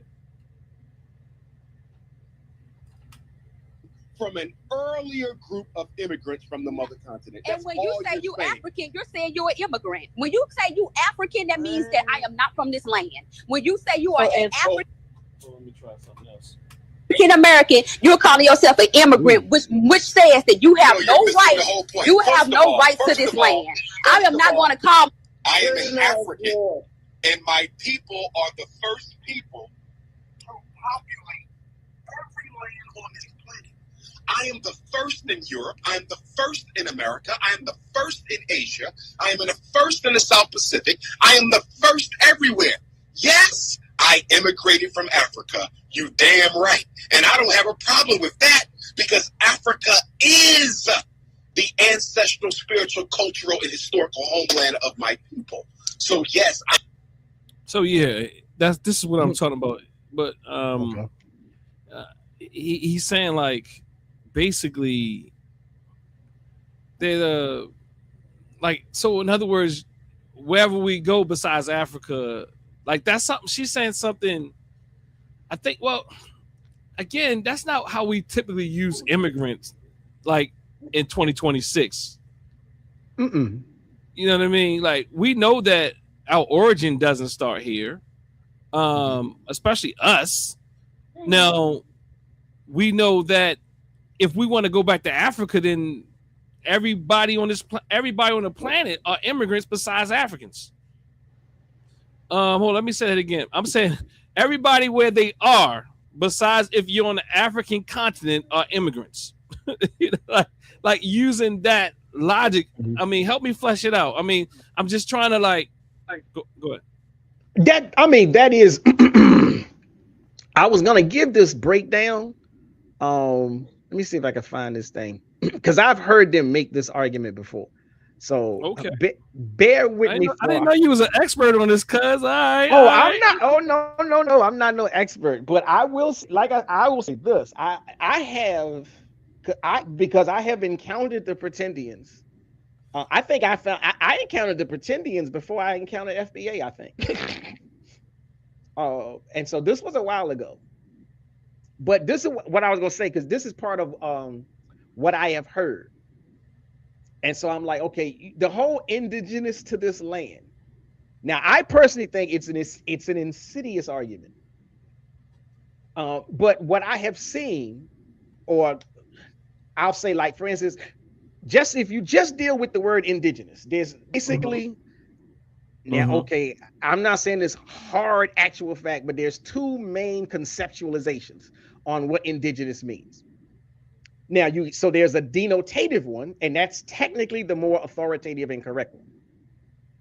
And I would like to suggest, if you claim indigeneity and you honestly mean that, then what you're saying is you are from, or you are of, the people who were originally in a specific geographical territory prior to whatever you identify as the latest group or the dominant group of people who are in that same geographical territory. And so if you're looking at America, then that means if you claim indigeneity, then you are the quote unquote Native Americans, as opposed to the Europeans and the Africans who showed up. And that's technically what indigeneity, what saying I'm indigenous is supposed to mean. If you go to Canada, the indigenous folk are the ones that would say we were here before the whites from Europe came over and established themselves. We were here before the blacks came over as Africans or Jamaicans or what have you. Now, so again, that's what indigeneity is supposed to mean. And you can run that across the whole planet. If you go to Gaza, the Palestinians technically are the indigenous people of that zone. And those Ashkenazi folk that's tearing everything up, they're not the indigenous ones. They're claiming to be the indigenous ones. And I've seen white people in America claim to be the indigenous people of this land. Now, I'll give one more example. Even if you go to Australia, so the so-called melanated brothers and sisters down there in Australia and Papua New Guinea and so forth, they are technically the indigenous population. And the latecomers, the newcomers, are all of the white folk that came up out of Europe from whichever places they came. So that's how indigenous is supposed to work. Now, what I've seen, heard, argued, and debated with people about is in their attempts to change the use of the word. They'll say, I'm indigenous to this nation, I'm indigenous to this country. And what they want to do is say, this country was founded in 1776. That's the birth of this country. Well, I was here before that. My people was here before 1776. That's what makes me indigenous. And so they will run the entire ideology, framework from that position. This country started in 1776. So even if I had to admit that some of my people came off those enslavement boats, even if I have to admit that, I'm still indigenous because we were here before 1776. And there's a lot of white people even in this country that were never here, never connected to this country before 1776. They didn't get here till much later. That's why we're indigenous and they're not. And then they'll bounce off and say, didn't you read the book? We were here before Columbus. Now, clearly, they ain't read the book. They read the title, but that's what they're running with. That's the switcheroo that they're working with. They're trying to, the same way FBA is trying to change our name. They're trying to at least win the argument that all of us accept the label Foundational Black American instead of African American. The Indians are trying to convince everybody that we should accept the label indigenous. And they don't care what the dictionary says. They don't care what the research says. This is their attempt to simply change the narrative. So that's what she's pushing and promoting, and that's the disposition from which she is speaking. And so that's why she'll say, if I call myself an African, that means I'm an immigrant. So no, I'm not an immigrant, I'm indigenous. Yeah, so she has to protect. If I'm multitasking, but what I think if I'm following you correctly, she has to protect her indigenous status. Yes. So to couple African or anything like that with anything for her would be clearly stating or outlining or what have you that she's not indigenous or indigenous or whatever to this land, because she's utilizing and so hence. But yeah, I appreciate that. I appreciate your what you brought forth there. So we'll go back to the video. I am an African, but everywhere else I got there from Africa. And that's what you self-hating indigenous Freedman, ADOS, FBA, and everything else don't want to admit. You're trying to run away from being black. Your movement is based on self-hatred and the love of white folks. No, Dr. Umar. I love my chocolate skin, baby. You already didn't like Africans. No, that's not true. I swear to God, Dr. Umar. When I went to Europe, that's the reason why I went. I was like, I'm tired of this racism. I'm tired of this killing over here. I'm tired of all of this that's going on in America. I want to be over in Europe. I think it's gonna be better. Ain't no racism. Ain't nothing. I didn't even know. Wait, time out. Wait, stop. Did I just hear you say you want to go to Europe? No. I'm telling you before. This is my ideology. Let you know that I didn't have. Because how you talking all this? No. This was before. American stuff that you would have run to the white man. No. This is before. I'm telling you, before I went to Europe, I didn't have any racist thought. I wasn't big against Africans. I wasn't against Europe. I wasn't against nobody. I just was like, you know what? Right now, America's too much going on. Let me go over to Europe where it's a little bit more calmer.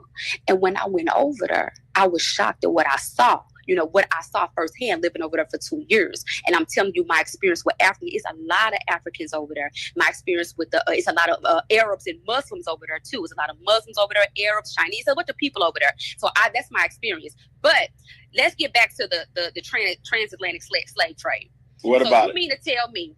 Okay, we was here before the transatlantic slave trade, but go ahead.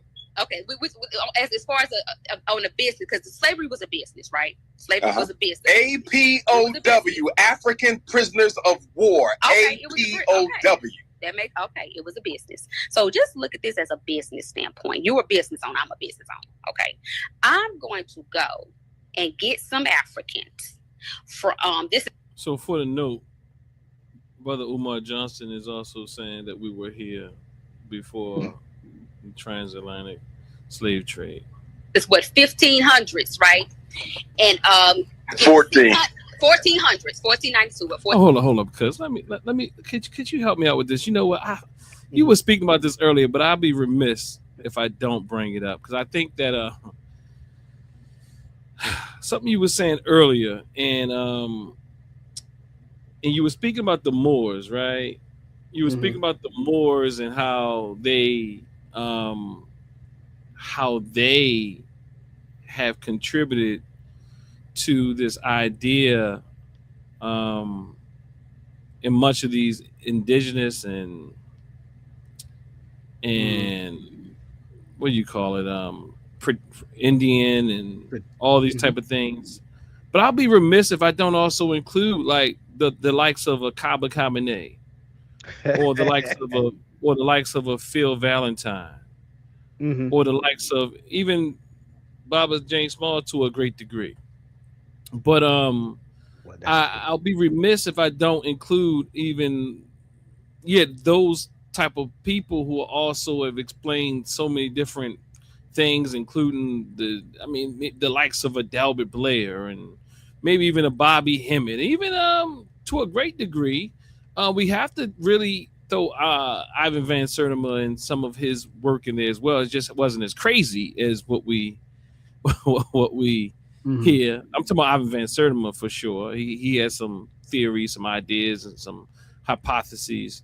But when we talk about Phil Valentine and we talk about Baba Small or in Kaba, you know, they mishmash and put all of this stuff together. So Kaba's he's a Moorish scholar or something. You know what I mean? He's a melanin scholar. He's a there's been a lot of things. It's interesting. The dear elder in Wally Mood was on my show the other day. Somebody I put a post up and I knew somebody was going to kind of respond to it about his statement around Sirius B or Sirius A or something like that. And, I put it up, but I knew somebody would respond to it and say that it has some inaccuracies there. And, for the most part, I would argue that his argument holistically was very politically sound. Now, when I got to the part around the Sirius A, I agree. I like his philosophy around sacred science, perhaps, but I do know that there's some inaccuracies there. But I'm not really the person in that case to just kind of go run down everything. But unless I find that it's, especially with an elder like him who's very knowledgeable. And that wasn't a major part of his conversation. But yeah, I mean, but for those like Kaba Kabane and the like, man, they are equally guilty for for some of this Moorish and Tahaka Bey, brother Tahaka Bey would not agree with these things. You know what I mean? And I'm not saying I agree with everything brother Tahaka Bey says. But what I am saying is he actually wanted his rise to social media has been actually debunking these particular Moorish type of sovereign citizen / I remember about 10, 20 years, maybe 15, 18 years ago when everybody was walking around talking about the Mayan calendar and the days were numbered or something like that, and a lot of them mixed it up with this Moorish gobble. So this stuff is not new. I remember them saying that we were already here. In fact, some say things like we were here and they took us there and then brought us back here. It's like some of people say that type of thing, and then other people are saying like so many different things that if you even did a good Google search, because I mean Google searches aren't all bad. You just got to know how to really use it. Just like Chat GPT is not all bad, but you got to know how to use it. I would say use something else because Chat GPT be making everybody think they like Chat GPT will help you. Chat GPT is like a therapist. It'll go with you as far as you want to go. It's not going to deny you. I think there's some better platforms that will push back on some of your pseudo mumbo jumbo. But nonetheless, I do want to be really clear that those like Kaba Kabane, Bobby Hemmett, Delbert Blands of the world, like these people are Reverend Phil Valentine. What is he? A Moor, a Pan-Africanist, an African nationalist? He's from Mauritania himself. He got the Moorish crown on his head. Like his name was Reverend Phil Valentine Bay or something like that. So what I'm saying is like it's not just the Moorish brothers and sisters. This thing has been very problematic in a part of our community now. Then the Dane Callaways and them came later. That's all true. And they pulled all this stuff out and they made it even more crazy because they ran with it, and then you got all these people walking around saying, well, I asked my grandmother and all of a sudden, so my grandmother's one narrative is more powerful than 1,000 historians. You know what I mean? Like, so it's like, my auntie who's 100 years old, she know what happened 300 years ago better than those who look at the record, the historical record, who go through archives, who do archaeological digs and all type. Like grandma, who's 85 years old, 70 years old, knows better than people who dedicate their time to this type of thing. And but you got anything before I turn to go back to the clip? Maybe just a little bit. Probably gonna just I may echo some of the things you said. I thought it was very interesting that Umar made that claim about the uh, us as Africans being everywhere first and all that other stuff. I do think it's a little interesting, only in the sense of Mm-hmm. like I wish I could have like you know had Mm-hmm. him tease that out to see exactly what it is he meant. But I mean, it sounds pretty clear what he meant. I just hope he didn't mean it the way it actually sounded. Um, they, scientifically, it doesn't necessarily hold, but I don't like it when people take that thing and like, start running with the Olmec heads and saying, or at least particularly trying to say, that's what Van Sertima said. Um, Now, of course, we got Runoko Rashidi, and he did a lot of that work about, Mm-hmm. the first peoples everywhere were Africans, so to speak. Um, but like it's well, I'll just say like one of the things that I liked about Van Sertima is he was kind of clear. He was like he wasn't claiming that the Olmecs were Africans and the Olmecs created or the Africans created the Olmec civilization. He was saying that there was some contact, and a lot of the research has come around to slightly bear more credence to it. His contact theory hasn't been proven, but there's been more credence given to his contact theory off of some newer information. But yeah, again, Umar technically is wrong about that. Now, I saw something that I think Kari put into the chat, and I wanted to say, if that's where Umar was trying to go, then I guess I would give him some credit and some credence, some grace and space, because Kari was saying, there were Africans who came with the conquistadors, to the Americas. And so if that's what you mean, I'd rather you say it that way. But outside of meaning it and saying it that way, yeah, what he said was extremely problematic. And there is no scientific information that would correspond to uh, this mixture of Africans and Native Americans, the way he made it sound like. So I'll leave it at that. Yeah, I mean, can you hear me? Yeah. Yeah, I mean, I think I hear what Carrie is saying as well. I didn't read it, but Mhm. I think I still have a problem with the narrative, unless this is what I have on the screen he has something else to go along with that. It seems like, but if I recall, is that the same date that Tariq Nasheed has on his website with the Ooh, that's a conquistadors? good question. And they speak about like these. They don't know how many Africans came. They don't know, basically, if they actually survived or they migrate. Like there's little history. Like, Carrie, help me out with that. Help me out with that, Carrie, because I mean, don't give us half information. you know, what's on Tariq Nasheed's flag on FBA.com?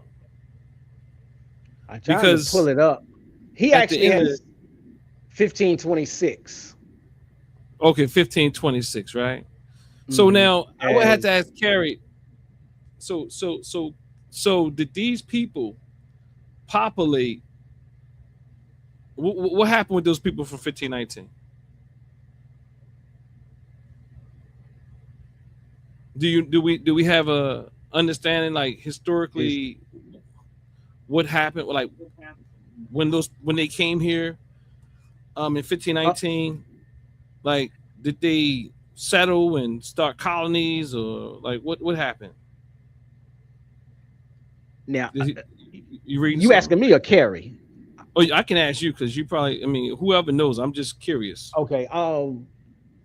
I'm not I'm not necessarily sure on the 1519 date. Now I do know, when you start talking about the conquistadors, and that's the Spanish and the Portuguese and whatnot. Uh, there is information out there. I don't. I don't keep it in my head that much, but Juan Garrido or Galvido, something like that, was one. That's one example. But John Caballo is, I think, another one.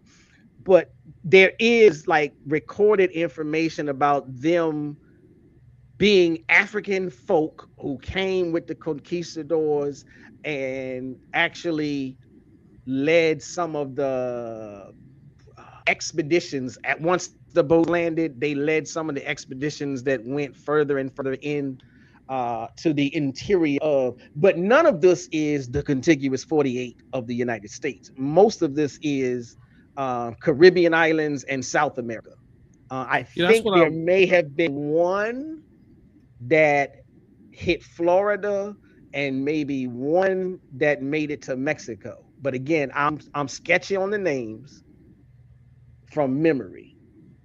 But those are like, but I guess what I'm saying is when you talk about them, you can talk about them and say, this shows that there were some Africans that came here before or alongside Europeans. But even in saying that, that's one black conquistador on one ship, one black conquistador on another ship. So even with that came, even with the fact that they came, they settled, they found themselves a beautiful Native American woman, and they married, had babies. That ain't populating. Come out to a population. That's one family bloodline. Not, that's not Adam and Eve starting up a brand new ranch. Yeah, I'm searching, and it all seems like what you're saying is accurate. And I mean, I don't know what Carrie's point is here, but it seems like it wasn't even the United States proper. It was more like in, like you said, in Mexico and places like that, and yeah. So, and there were some. I feel like I said, because there were some that think they landed in Florida. But again, this was, and it goes back to the indigenous Indian trick bag, because it's when you make these arguments, because what they're doing is they're saying, if you can show me that these were black melanated people that was here before the English got here, because America is what English is. Yes, but the Portuguese came over here and set up a fort. The Spanish came over here and set up a fort. So if we're talking about the geographical territory, you can make some kind of a claim of some quote unquote melanated or African looking or African people being here. But that does not constitute we are the Native Americans. Yeah, I'm looking. Yeah, I think that makes sense as well. And it also says they came free and enslaved. So it still goes back to the idea of before slavery. So it still doesn't hold up with what Umar, it still holds up what we're saying here. That some came free and some came enslaved. So basically it's still not supporting what Umar is saying. Right. That's why I was like, on the surface, what he said, absolutely dead wrong. I would like to think if someone were challenging him, I would like to think that he would clarify his position and say, this is what I'm saying, brother. This is what I mean. That's just, that's just being a wishful thinker. He might double down and say, no, I said what I said. I'm like, okay, bro, well, you ain't got no science on that. Yeah, and I'll be honest, I grew up in this community, so that's why I know a lot of these things, and I appreciate Runoko Rashidi's works, whether or not we can debate. Like I was debating back then whether or not he could I didn't go around the world and just call everybody black he felt was melaninated and had certain phenotypical features. Now, I literally, while he was alive, and it led to the group PLM here in Baltimore brought Baba Runoko Rashidi here several times. I know one of the times he came and he was talking about, he was just sharing his general information, and of course he also shared some updates and things of that nature, like the Tasmanians weren't completely wiped out and stuff like that, although it still may hit in colors. But and I say that because I just say, Tariq Nasheed was still spewing things while he had the person in the film who actually recanted that statement years prior, and he still allowed that to be in the film. I'm not saying Baba Runoko Rashidi. I'm saying that Tariq Nasheed, you can tell what kind of relationship and what kind of process he goes through in his film, that he allowed that to make the cut. Because if he would have consulted with the very person that we've gotten the claims from, being Baba Runoko Rashidi or ancestor Runoko Rashidi, at this point, it wouldn't have made the cut, and that information would have been redacted, and we have clearer information. But with all that being said, I still appreciate the work that Runoko Rashidi did, because we can argue about what makes someone, like, for example, like, we can argue about, whether or not these people are considered black or African or what have you. I don't think it's that easy of a argument as both sides make it. Like, because again, there's places on the continent of Africa, they're like, black, what do you mean black? So, that's not a reality of ours. But from our lens, you could go around and say some of these people fit the phenotypical, let's say, stereotype of black people when you go to certain islands and things of that nature. So I don't think it's as easy as a conversation as many people try to argue for and or against, especially those who argue against some of the work that Baba Runoko Rashidi did and say, well, these people aren't African or black, they're not black. Well, I don't think it's that easy of an argument. You kind of got to operationalize exactly what you mean. And so I don't think that, and I'm saying that now, but I did challenge him because sometimes he would get into like India and then I'll be like, well, I know Gandhi's a little lighter, but just why is Gandhi not black? And this person, like, you have some people that's just as light as Gandhi, and you're saying they're black, but you're saying Gandhi's not because of what he said in South Africa. So now I don't I just thought that was pretty interesting, I guess you can also say that too, because some people see blackness as a political construct. It just means what do we mean when we say black? And that's what we have to do in social science. You know what I mean? But yeah, Umar is doing I would say Umar is doing a interesting job here. He's off the cuff. I still don't think he has any evidence to his claim that we were here before. I'm not saying we have any evidence against all four. I'm just saying I don't like the way that he's arguing this particular point. Because it leans more into their points. Like, we were here before. Like, okay, where's the evidence, bro? Like, what do you mean? Like, fight cleanly and clearly. Look, I see Spanish words, Garado and the Catholicized Estabanico, Garrido, or Catholicized Africans, or Iberians, Spain and Portugal, had phenotypical blacks. Yeah. So So I don't think it's as easy as some of the people who argue against it, like my dear brother Unc. He's like, they're not black. Well, you can say that, but blackness, as he argues, is a social construct, and typically they go by phenotype. So so if a person in a group of people fits that, one can make a good case that these people are black. Yeah, I've heard make a few arguments, and I usually end up being on the wrong side of Unc's conversations. But I know that it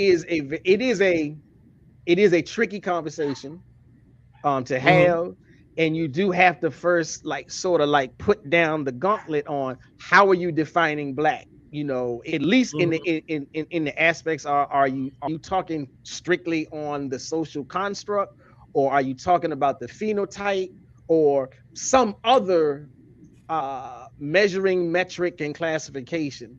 Now, personally, I have always, I think I've always struggled with how to articulate it.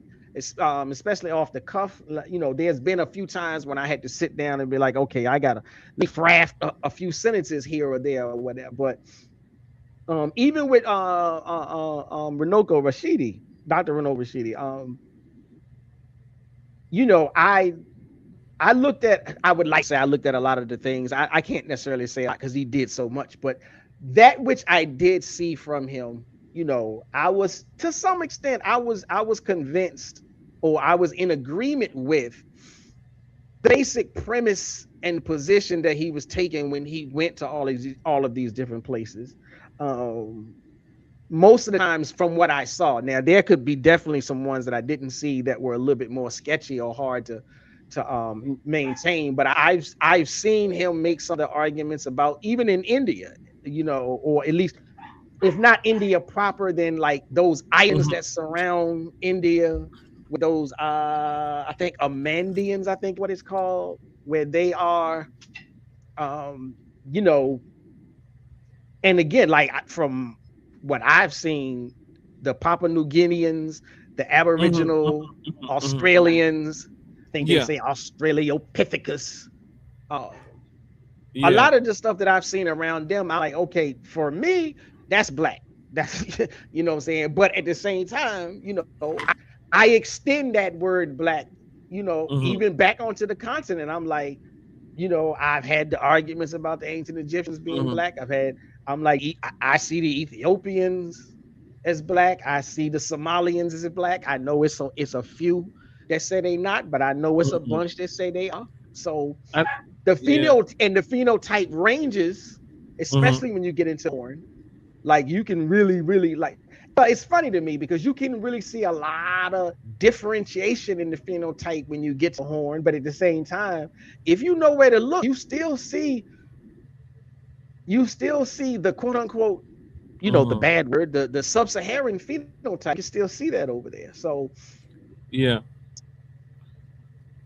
I think I agree, and I think that I have question about some, and what I mean by question about some is that I do question some of the claims of blackness, even with the phenotype test, because why I say that is because, again, like the example I gave earlier, some of the people they look as light as Gandhi, but because you didn't like what Gandhi said, he was no longer black. You know what I'm saying? So you know, I mean, I got family members as light as Gandhi. You know what I mean? So lighter, right? So I'm just saying, there's like a thin line between where it starts and ends, and of course, we understand we got people that look who are white passing and every other type of passing, but we're talking about in a general sense. Most of the people that he showed us, many of the people he showed us, would pass that phenotypical test. And I know people are saying, well, you know, you got to do the DNA, like you got to do the DNA, but the reality is, I think it's a little complex, you know. I guess because even with the DNA, you could say, well, where does their DNA trace back to? And because now what we typically identify as black now today after they try to clean black up, it's those people who foremothers and forefathers descend from the continent known as Africa.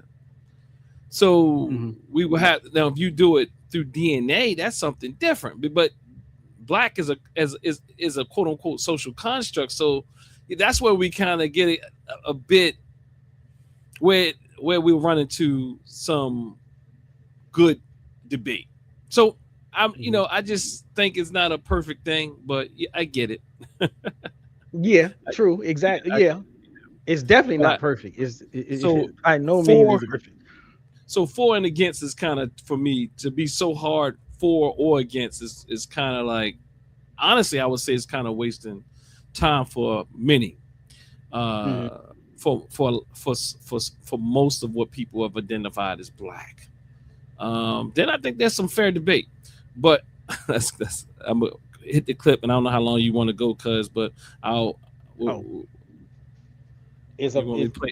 the clip one more. Oh, I don't know how many more times. Go ahead.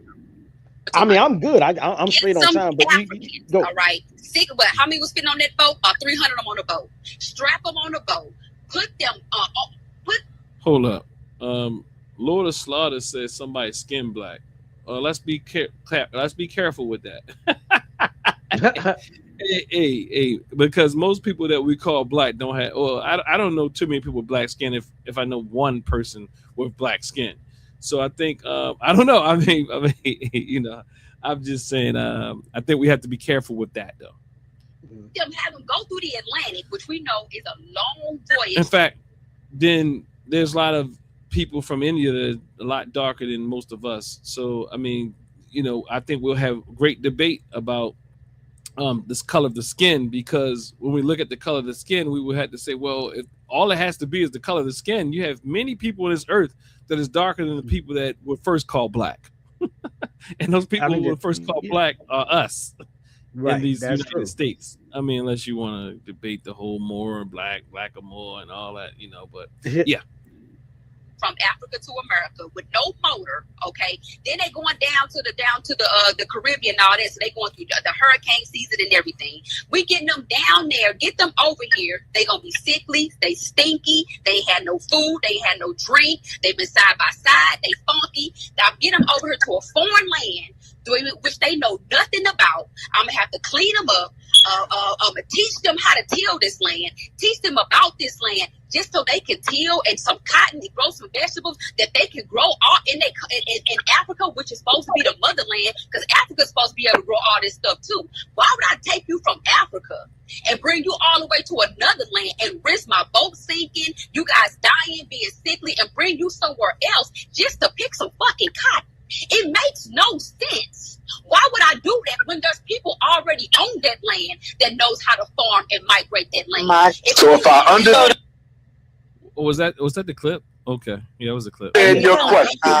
If I understand your question, Nakia, yes. Why didn't the white man enslave the African in Africa instead of bringing him to the New World? Why would he? It makes no sense. Is that the question? Is that the question? Yes. Because if it is the question, the answer is real simple, sister. Why? Europeans were looking for new territories that they could control and offload their excess population. They hadn't controlled Africa yet. Africa was the motherland. They didn't colonize Africa until 1881. Listen. Africa, for a long time, was ground that the Europeans did not want to touch because he was afraid of it. He had never investigated the continent. So why you slave? You afraid? How you going to slave the people if you're afraid of them? How you enslave 20 million people and you afraid of them? That makes no sense. First of all, when they finally came to Africa, began the slave trade, they were on the coast of Africa. So what? In the interior. If you're going to enslave, listen, if you're going to enslave African people and build an economic empire out of it, you can't do that from the coast. You have to go in the inside. That's one of the reasons why they made deals with African rulers who would go and get the enslaved Africans and bring them back to the coast. It wasn't until Stanley traveled to the heart of Africa into the Congo, and once he crossed the entire continent, he told the white man, we can make it here. Africa was already populated by kingdoms that they would have to destroy, and the white man wasn't able to survive the climate nor the diseases of the continent. God. Listen, it was not feasible. It was not feasible, Nakia. All you got to do is read the history of European global exploration. That makes no sense, because they were supposed to be stronger now than they.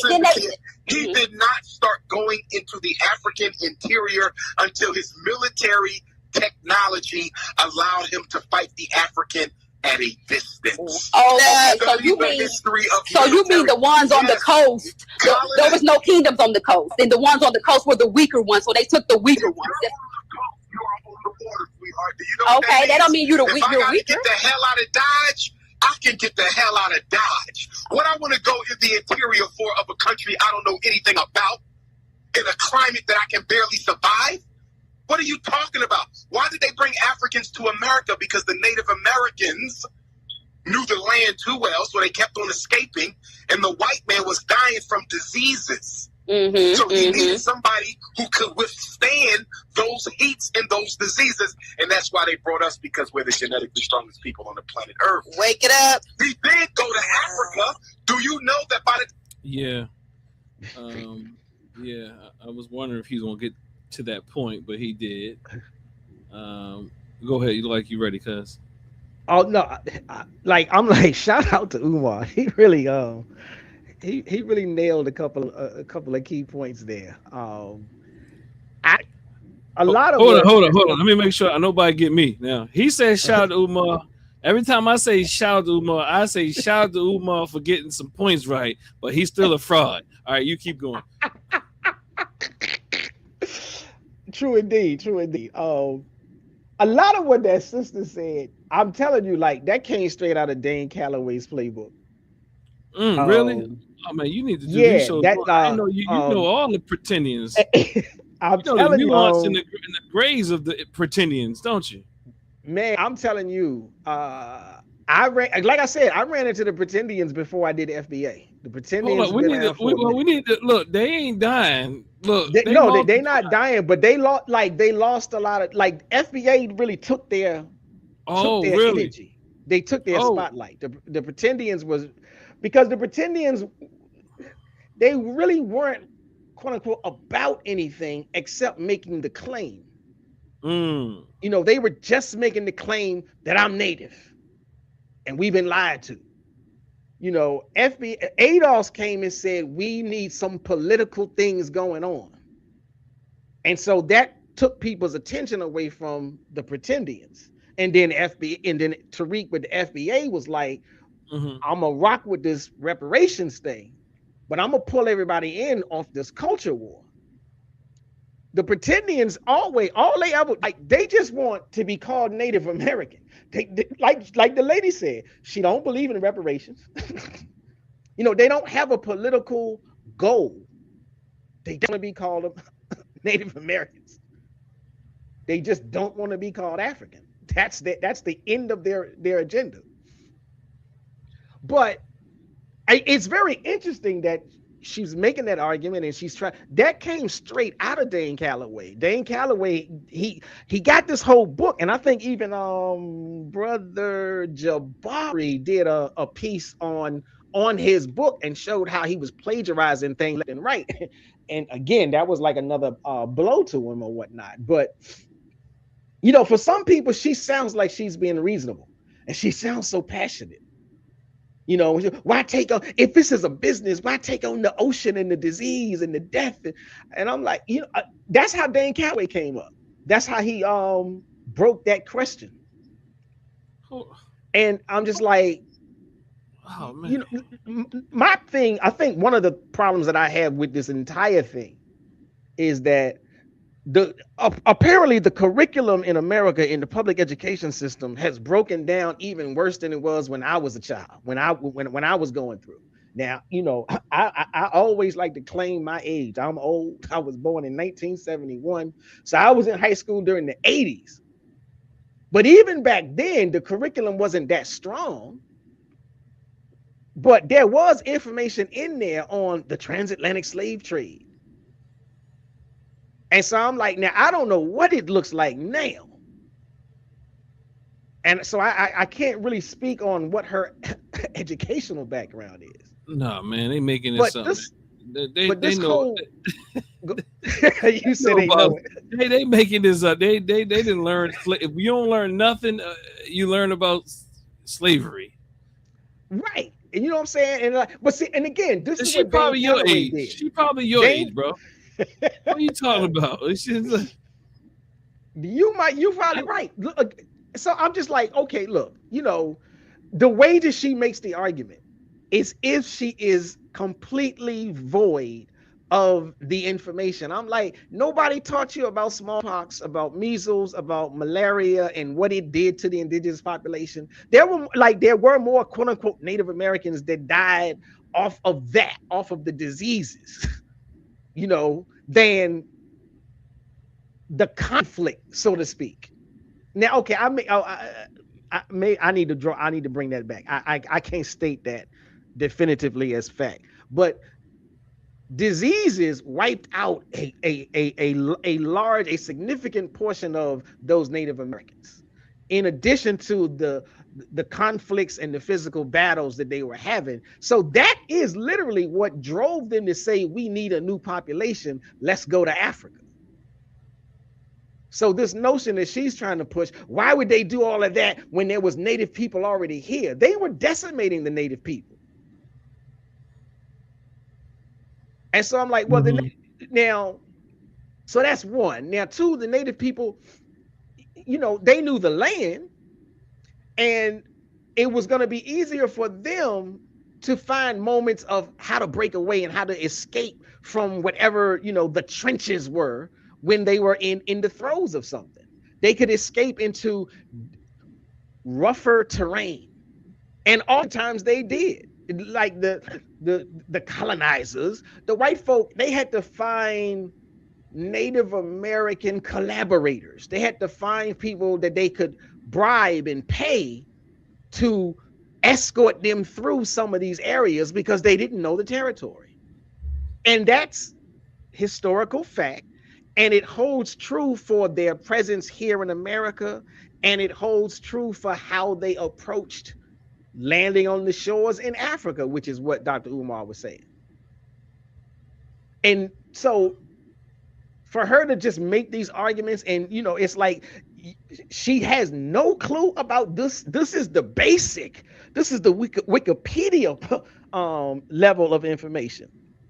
And the fact that the enslaved Africans themselves had stronger immunities because they grew up in societies where some of the diseases that were decimating the Native Americans and the Europeans had already been, in Africa, and they had already built up their immune to those diseases.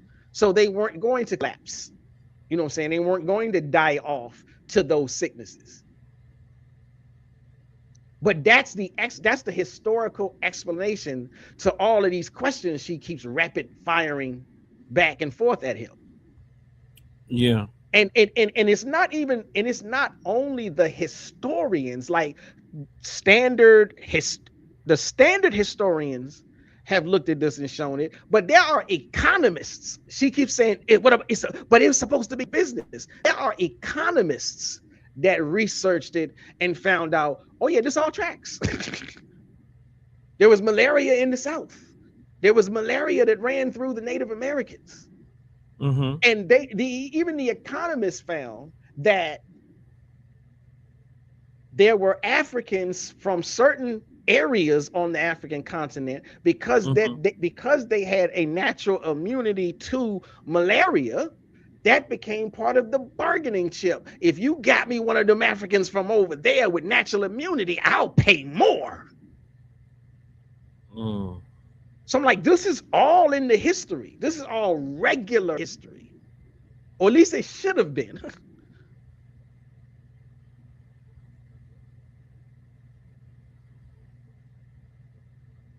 So again, like I said, like even a broke clock is right twice a day. Umar, he was quite effective in that part of the conversation. I ain't got nothing, you know what I'm saying? That don't mean I'm rubber stamping everything he do.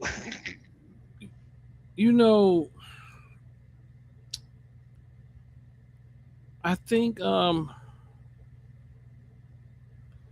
I think about some of the comments I see here, I see like this person here saying, Lord of Slaughter, Lord of Slaughter, woo. Lord of Slaughter says, scientifically, all phenotypes are African. See, that's going more into what, like, I don't know how. I mean, I can philosophically understand what this person is saying.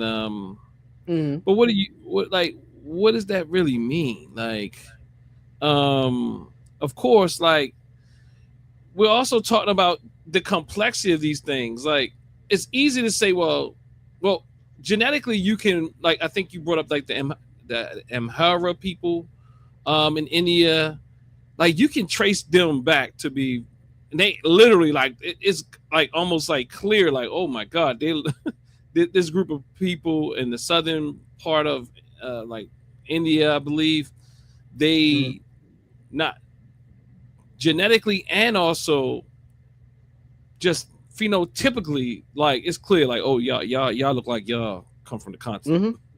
Yeah. But then there's like, I think I'm also hearing like, I don't know, that I've always had this struggle with the idea of Dalit people, and I would have to, because when I see Dalits, they don't just look one way.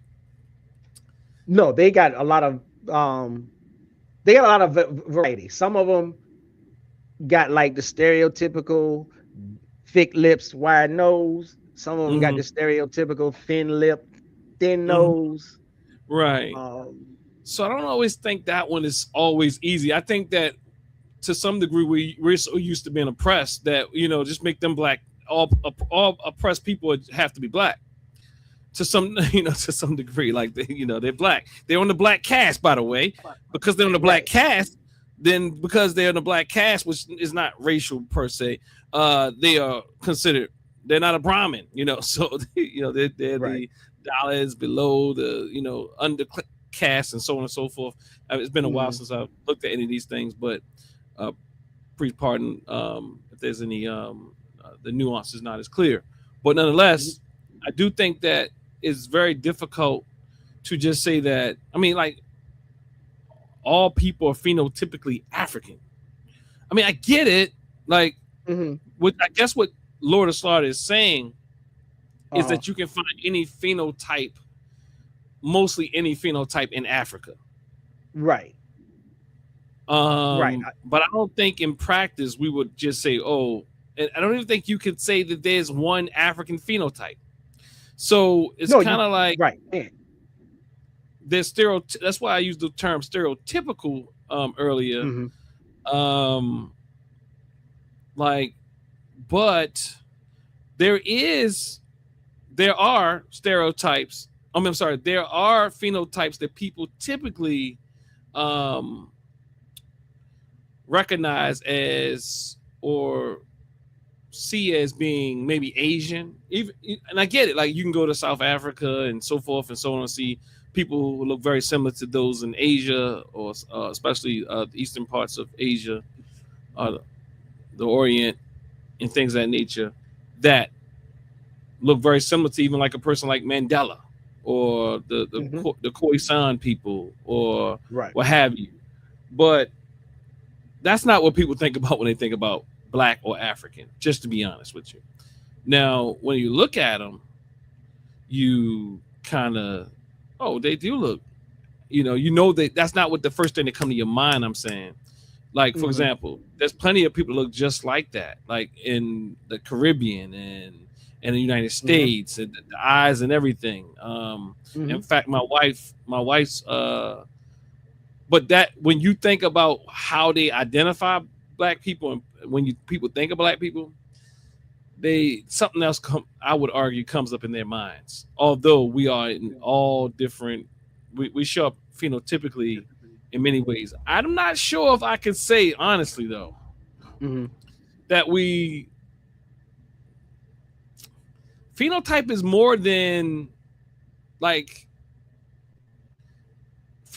more than just features of like the way your eyes are shaped or your nose is shaped. It's like a combination of things that make you African, like or black, considered Black. It's like there's a combination of things. It is. But like, I don't know. It's like I said, it's definitely a slippery slope. It's definitely tricky. One of the things that I like to do I used to try to do this thing in one of my classes. I would show these pictures. Now I know in the online scholar community, like the Sarnetta world, they call that lookership. But I'm like, I used to do it anyhow. And so I was like, I would show these pictures to my students. Is this a black person or not? And so I'm like, especially if I'm in a situation like kind of sort of like what Unc does. If I'm in a situation where if you're really arguing against this lookership thing about phenotypes, then I would be like, okay, so do you characterize somebody that looks like Haile Selassie as black? And usually people be, oh, well, yeah, okay, yeah. And I'm like, okay. And so I'll pull up another picture or call out another name. And I'm like, well, what about Iman? Who? Iman, the model. I don't know. And I'm like, okay, well, Iman is black. And I'm like, okay, now when we look at, like Haile Selassie has a bit of a wider nose than Iman. Iman has a very thin type of nose. Iman's nose is what people call the white people nose. And so I'm like, well, to some extent, to what Lord of Slaughter was saying, that's that variation. When you try to pinpoint it onto one thing, and like you said, no, it is this complexity of variation. And I think like in some other jargons, they'll say something like a sliding scale, a matrix, because you'll put these things. It could be any of these things. If you got at least 3 of these 7 characteristics, then we give it this name. And so I'm like, well, yeah, there is all this variation. And I think a lot of times too many people place more of an emphasis on what folk have been the sub-Saharan version of black. And a lot of people tried to use that, for instance, as a way to keep ancient Egyptians out of the fold. The ancient Egyptians, you can't say they were black because they don't look sub-Saharan. Okay. Well, they don't look sub-Saharan. I mean, but I don't know if you're saying anything different than what I'm positing here. Right. Because what I'm saying though, that where I will give some pushback is that stereotypically there are what people have identified as this let's say what's the word I want to say, this constellation of features together, which will have people identify someone as black or African or Asian. Of course, we're mixing ethnicities and racial categories right here when we're talking, and that speaks to the complexity. But no, what I'm arguing is that is the combination, right? So, for example, you're not going to see you're not going to see an Asian person who has a certain skin hue and say those are black features. You're going to look at this person and say, oh, they look Asian, or Chinese, or you might not even know what the actual ethnicity is. But when you look at Mandela with similar eyes, you probably, stereotypically, you're going to say, oh, he's black, but he got Asian eyes, because there's this this stereotype that exists that we can't act like is not prevalent. But also you might just say he looks black because of the totality of the features, not just because the eyes look this way or the nose look this way. It's the hue, it's the nose, it's the lips, it's the hair, it's all the things together what makes up. And then you have ambiguous. For a major part of my life, when I had hair, people sometimes thought I was ambiguous. Now you take the hair. This is a good example, because I took my hair off my head. I have less of that.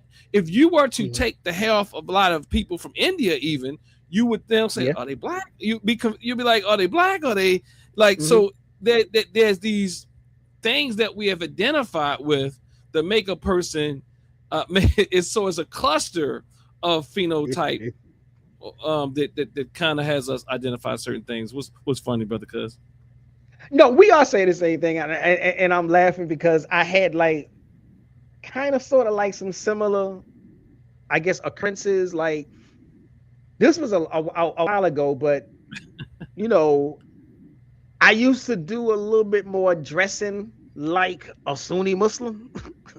okay, yeah. And so when I put on the garb, I had people, you know, people thought I was Arab. People thought I was Arabic. Right. I took a picture, and somebody was like, "You look like Osama bin Laden," and I was like, "I don't even know. I don't even have a response." You know what I'm saying? And so like, but that is the thing, and I think I had shared this with you before. When I went to Egypt, I had, you know, I had Egyptians coming up to me saying, where you from? What are you? And I'm like, now again, I was in garb. You know what I'm saying? I had the Muslim kufi on, I was wearing a jalabiyah, and they were perplexed in some areas where, you know what I'm saying, in areas where, like in some of the northern areas, everybody was a lot lighter. So they just looked at me and kept on going. But when I got like to Luxor, yeah, I had several of them walking up like they were shocked. They didn't understand why I didn't speak Arabic. yeah. So that's that ambiguity that kind of happens. That I'm just saying. So it's not. I mean, I get what Lord of Slaughter is saying. I just think it's a bit unnuanced. But let's see what Lord of Slaughter says, and we'll go back to the clip. Non-Africans don't have any DNA. If they did, they would be a different species. I don't know. A word in there. Hold on. I love how you give the benefit of the doubt all the time. Hey, Lord of Slaughter, I'm not surprised if he meant exactly what he got here, or she, or whoever, you know.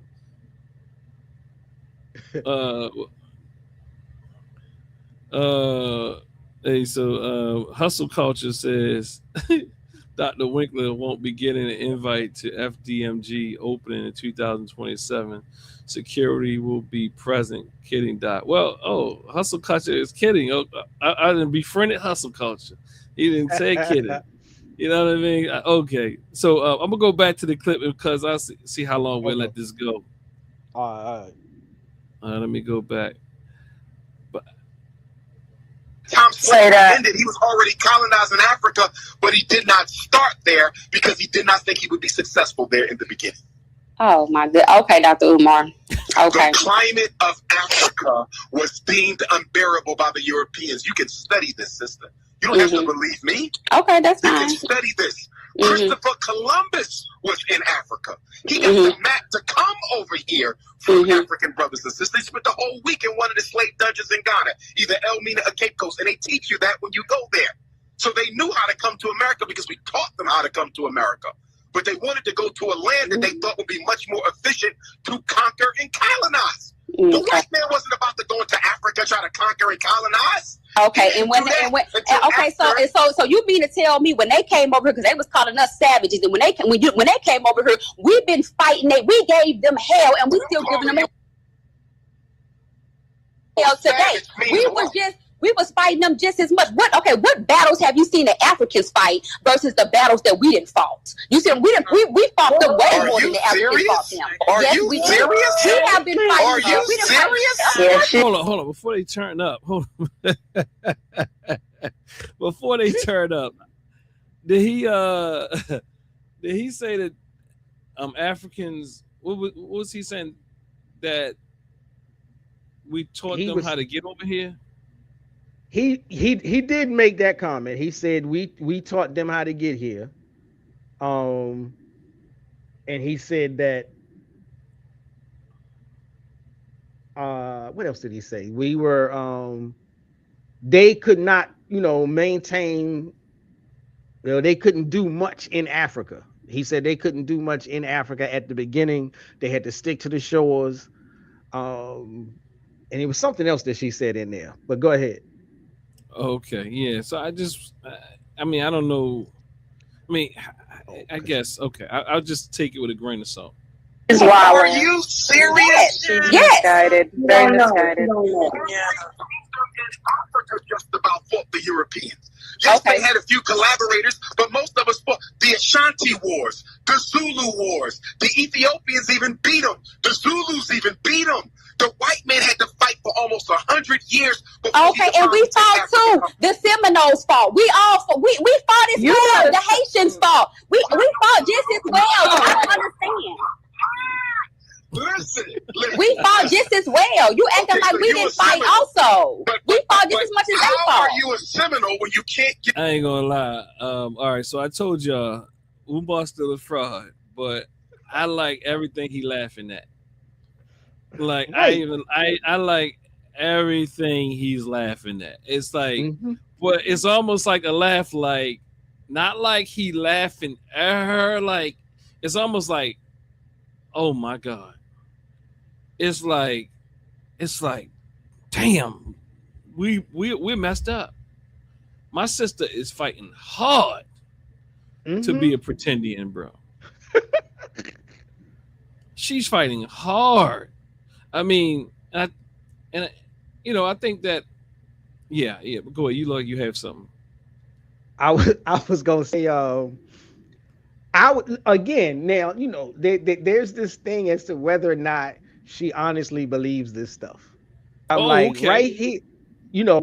This is the Jedi mind trick, and she's trying to run the Jedi mind trick on you in real time.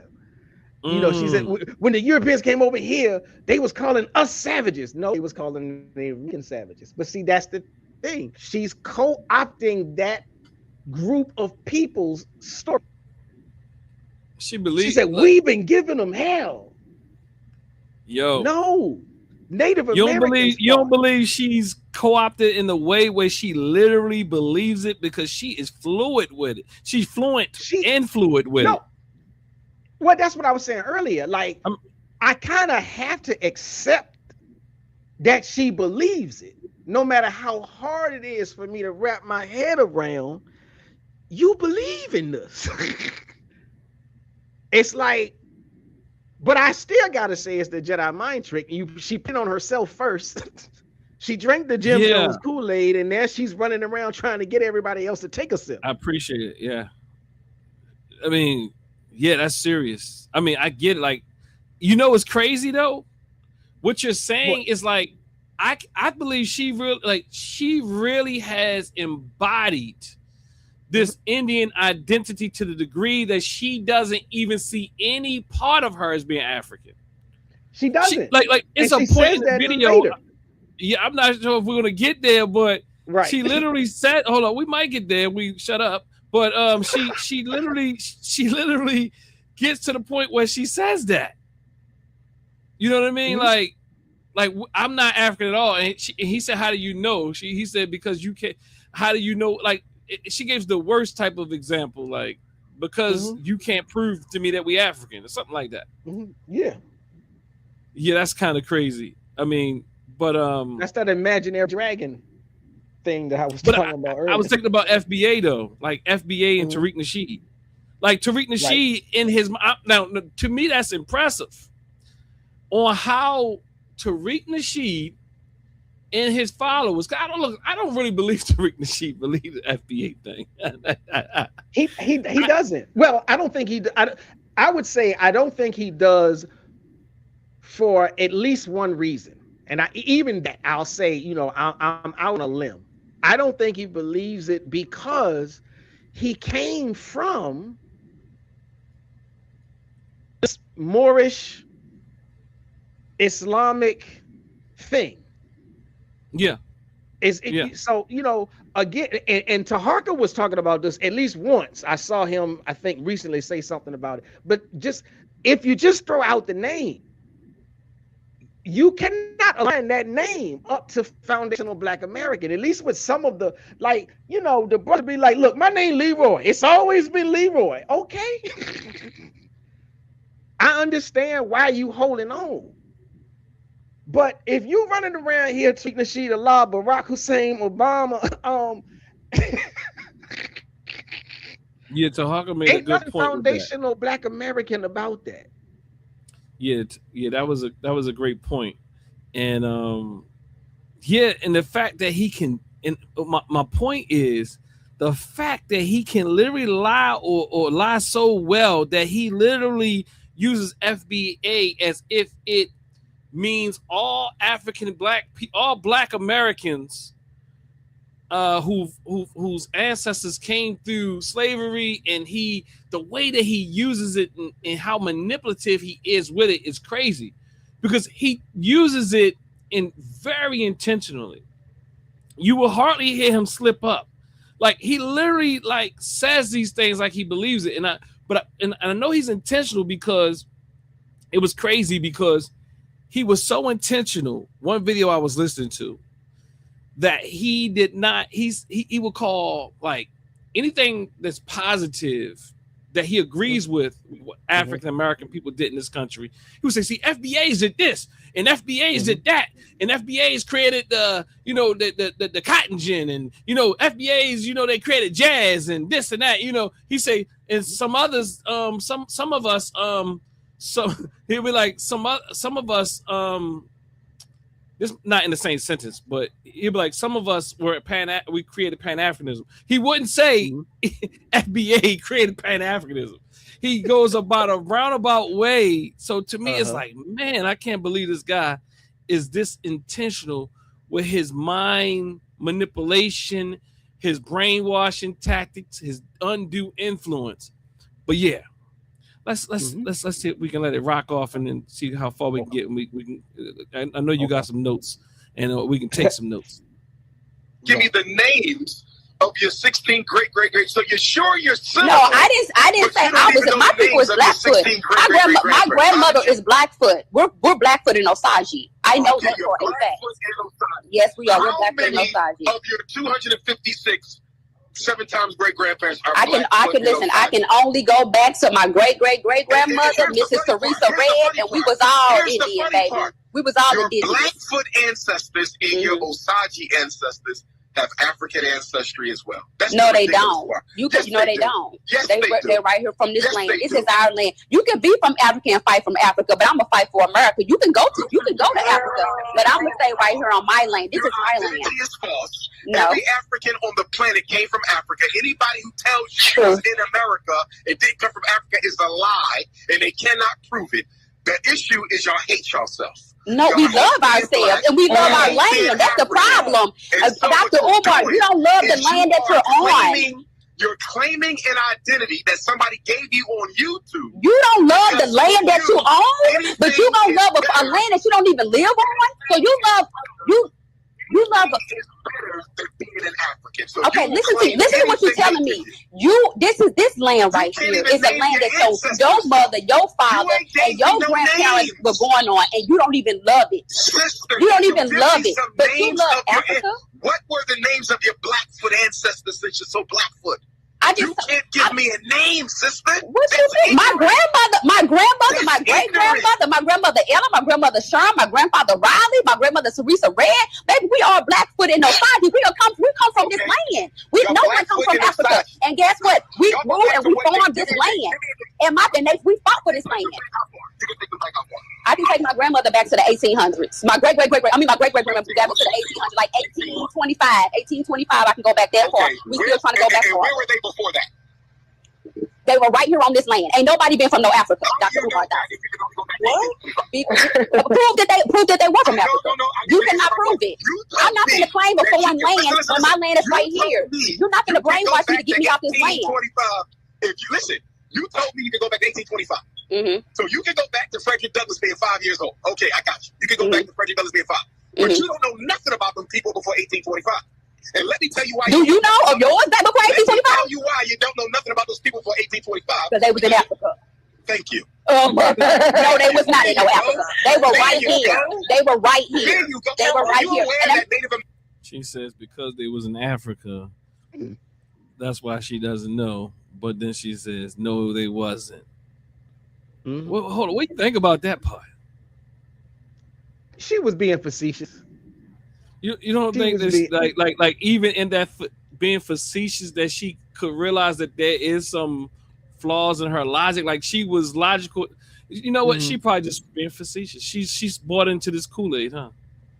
I think she was just being facetious because she knows the argument. She knows what she knows Dr. Umar's position. She knows most black people's position.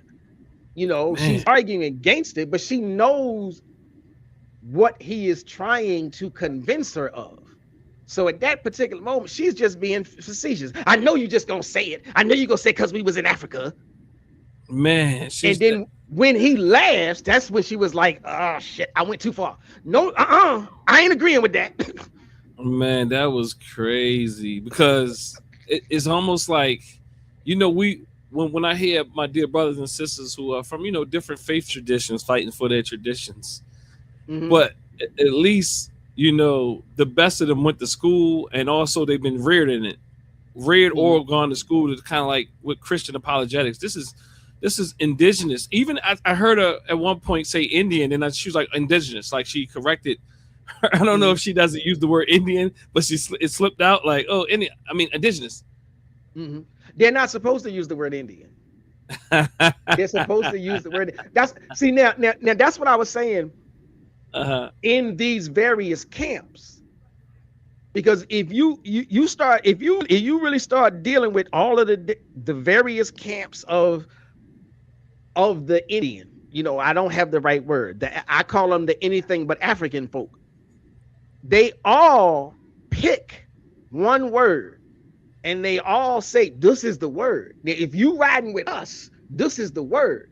You got, and even in this chat room, there's a brother in here, I think his name is Robert something, but he's been making these comments. I ain't no Indian, I'm native.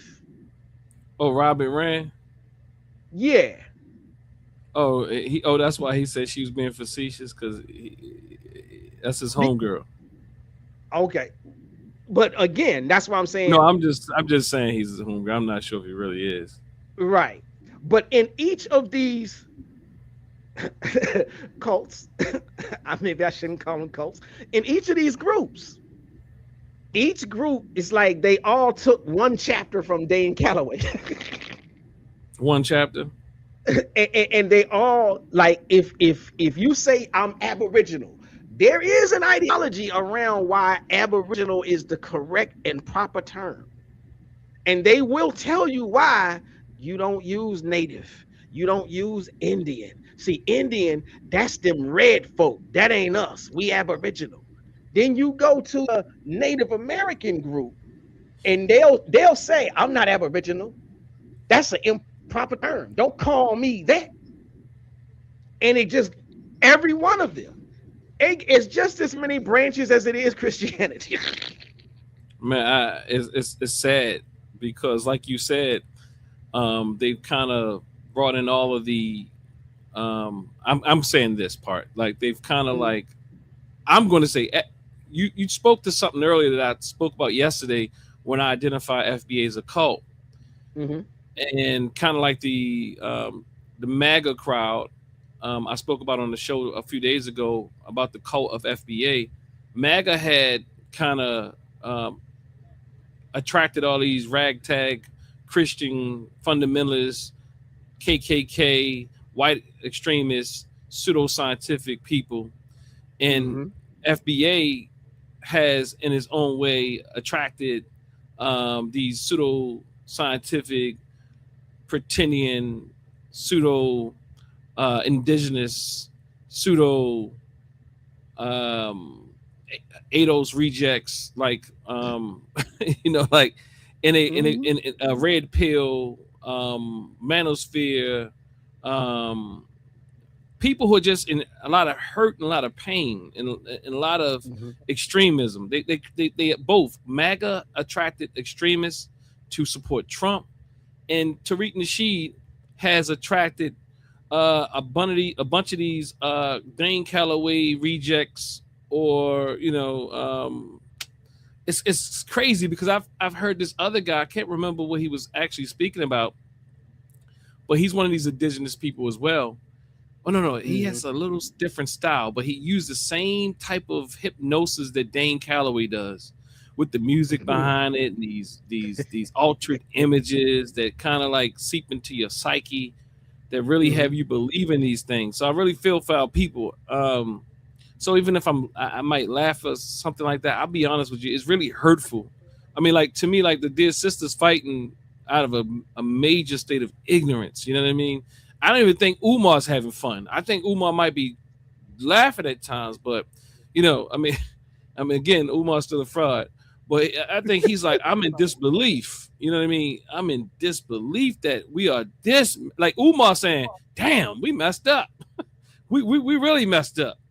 You know, because I mean, a person even a person like Umar can see when we really messed up. You know, I mean, like, damn, they real far gone. You know what I mean? Like, I mean, doesn't mean he's yeah, go ahead. You about to say something?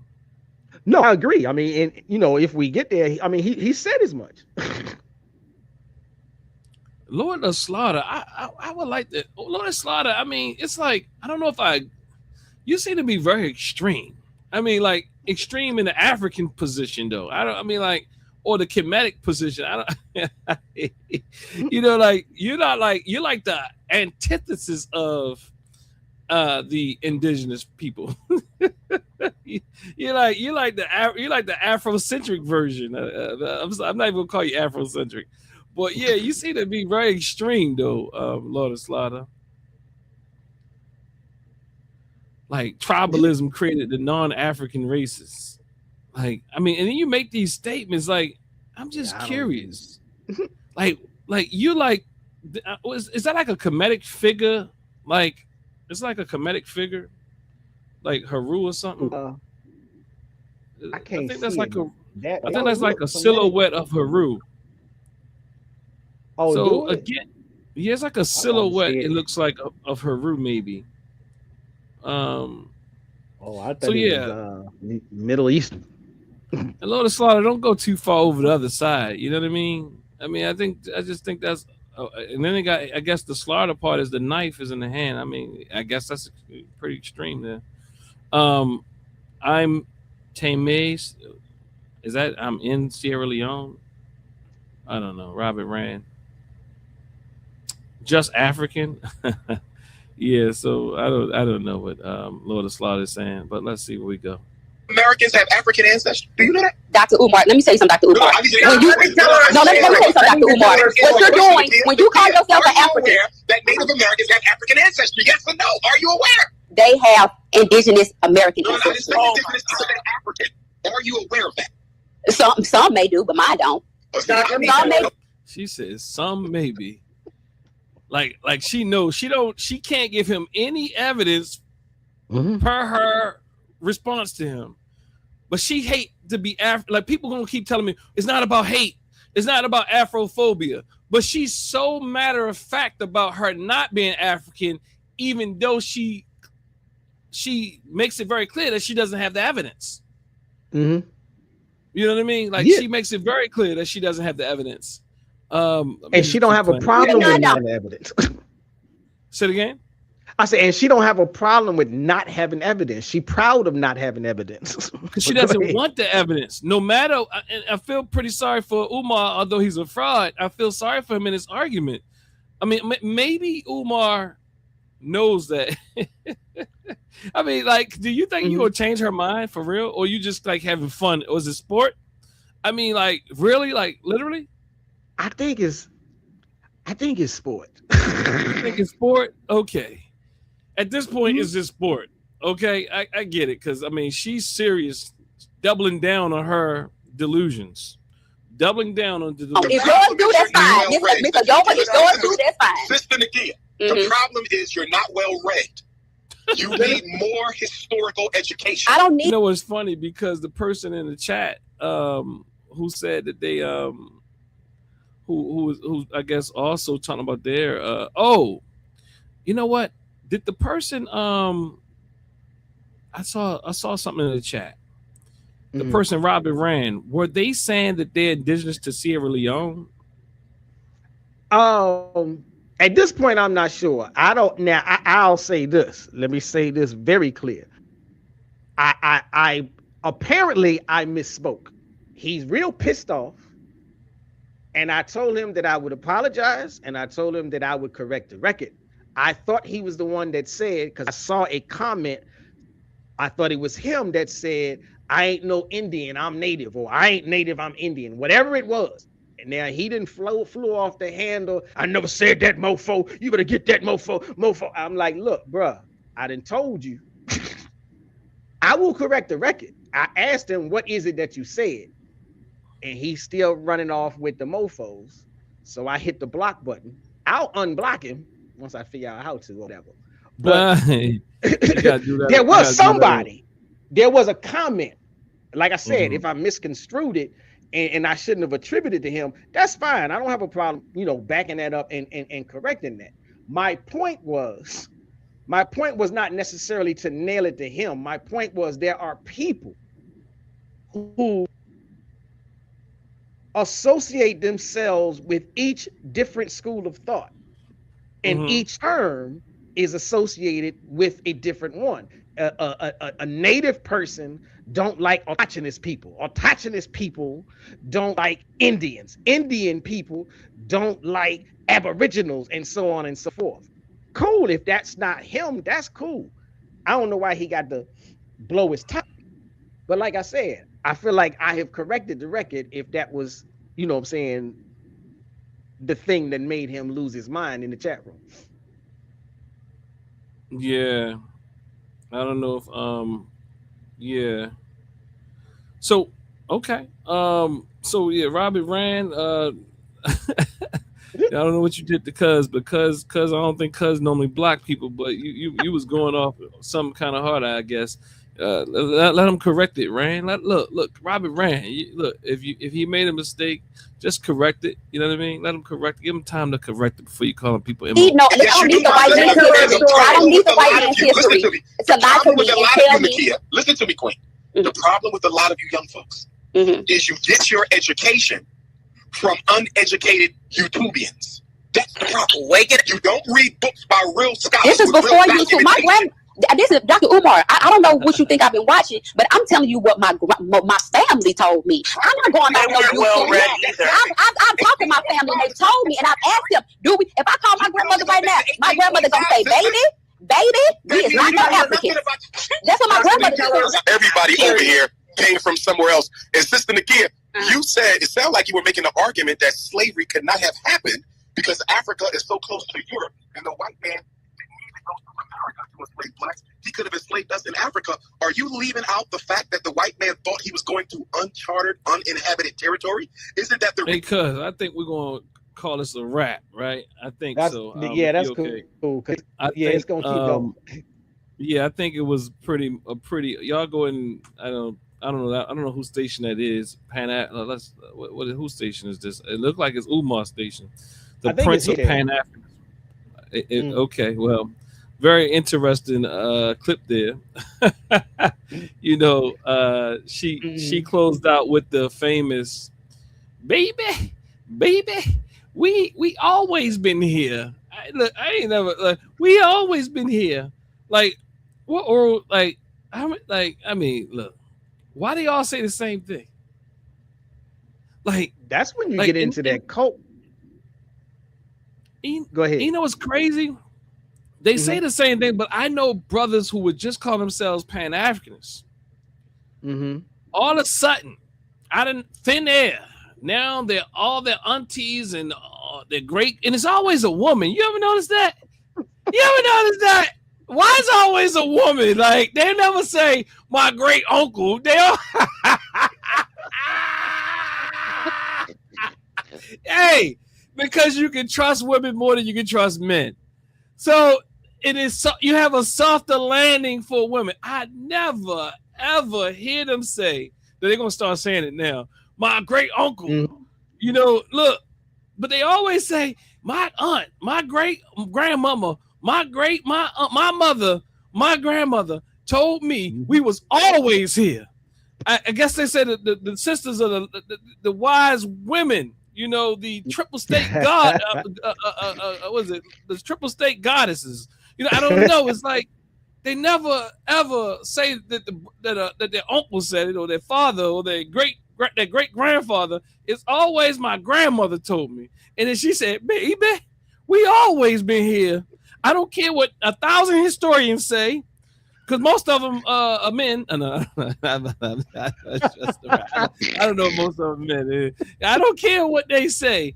You know, I'm just curious though. Like, why? What's up with all these other black grandmothers who are historians, and these black men that are historians who say something that says something totally different? Why doesn't the historical record back up what they're saying? And these are black people, and they've been saying it like I think just how you say her name, Drusilla Dungy Houston. When did she write that book? Drusilla Dungy. That thing came out a long time ago. I'm not saying that every piece of, No, you're right. Wasn't that like the 1800s? Or no? Yeah, No, that was. It's a long time ago. I bet you she didn't say that. And she probably looked like she could be. she look from this look at this picture, they could probably claim her. I ain't gonna lie. Look, they look like I ain't not lying. Huh? I'm looking at this picture. Yeah, look like they could claim her. And look where look, check it out. They really try to claim her, but she said, look, she got all the stuff. Let me look. Mama Drusilla says in 1892 moved to Oklahoma City. Think about it. Within they're like she moved with the indigenous. You know what I mean? Like you know, I'm just saying, let me stop. I'm having a little fun here, y'all. But Mama Drusilla Dungy Houston, she said, we from Africa. Hold up. When was her time? She was born in 1876. And she transitioned in 1941. When did she write the book? I can't even remember the name of the book. Was it Cushite something? I can't remember. Y'all help me out. Was it the Amazing Ethiopians or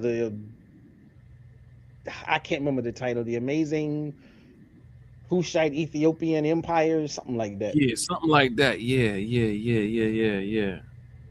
So, I mean, I'll turn it over to you, but I'm just thinking, man, like, why is it always somebody's grandmother who told him this, and this becomes enough information? And why is never somebody daddy? Why didn't? Yeah, go ahead. Maybe that's why I show Speed had the wrong account. See, because I show Speed daddy told him that we always been here, and he said, "You go ahead with that BS." You know, maybe it was his auntie. He would have believed her. This is funny, fam. This is funny games. We get ready to close, right? Yeah. So the wonderful Ethiopians of the ancient Kushite Empire. You were close there, cuz. There you go. Close. There you go. There you go. A scholar of scholars. Thank you. I don't know. Let me see. As a close, let me say this.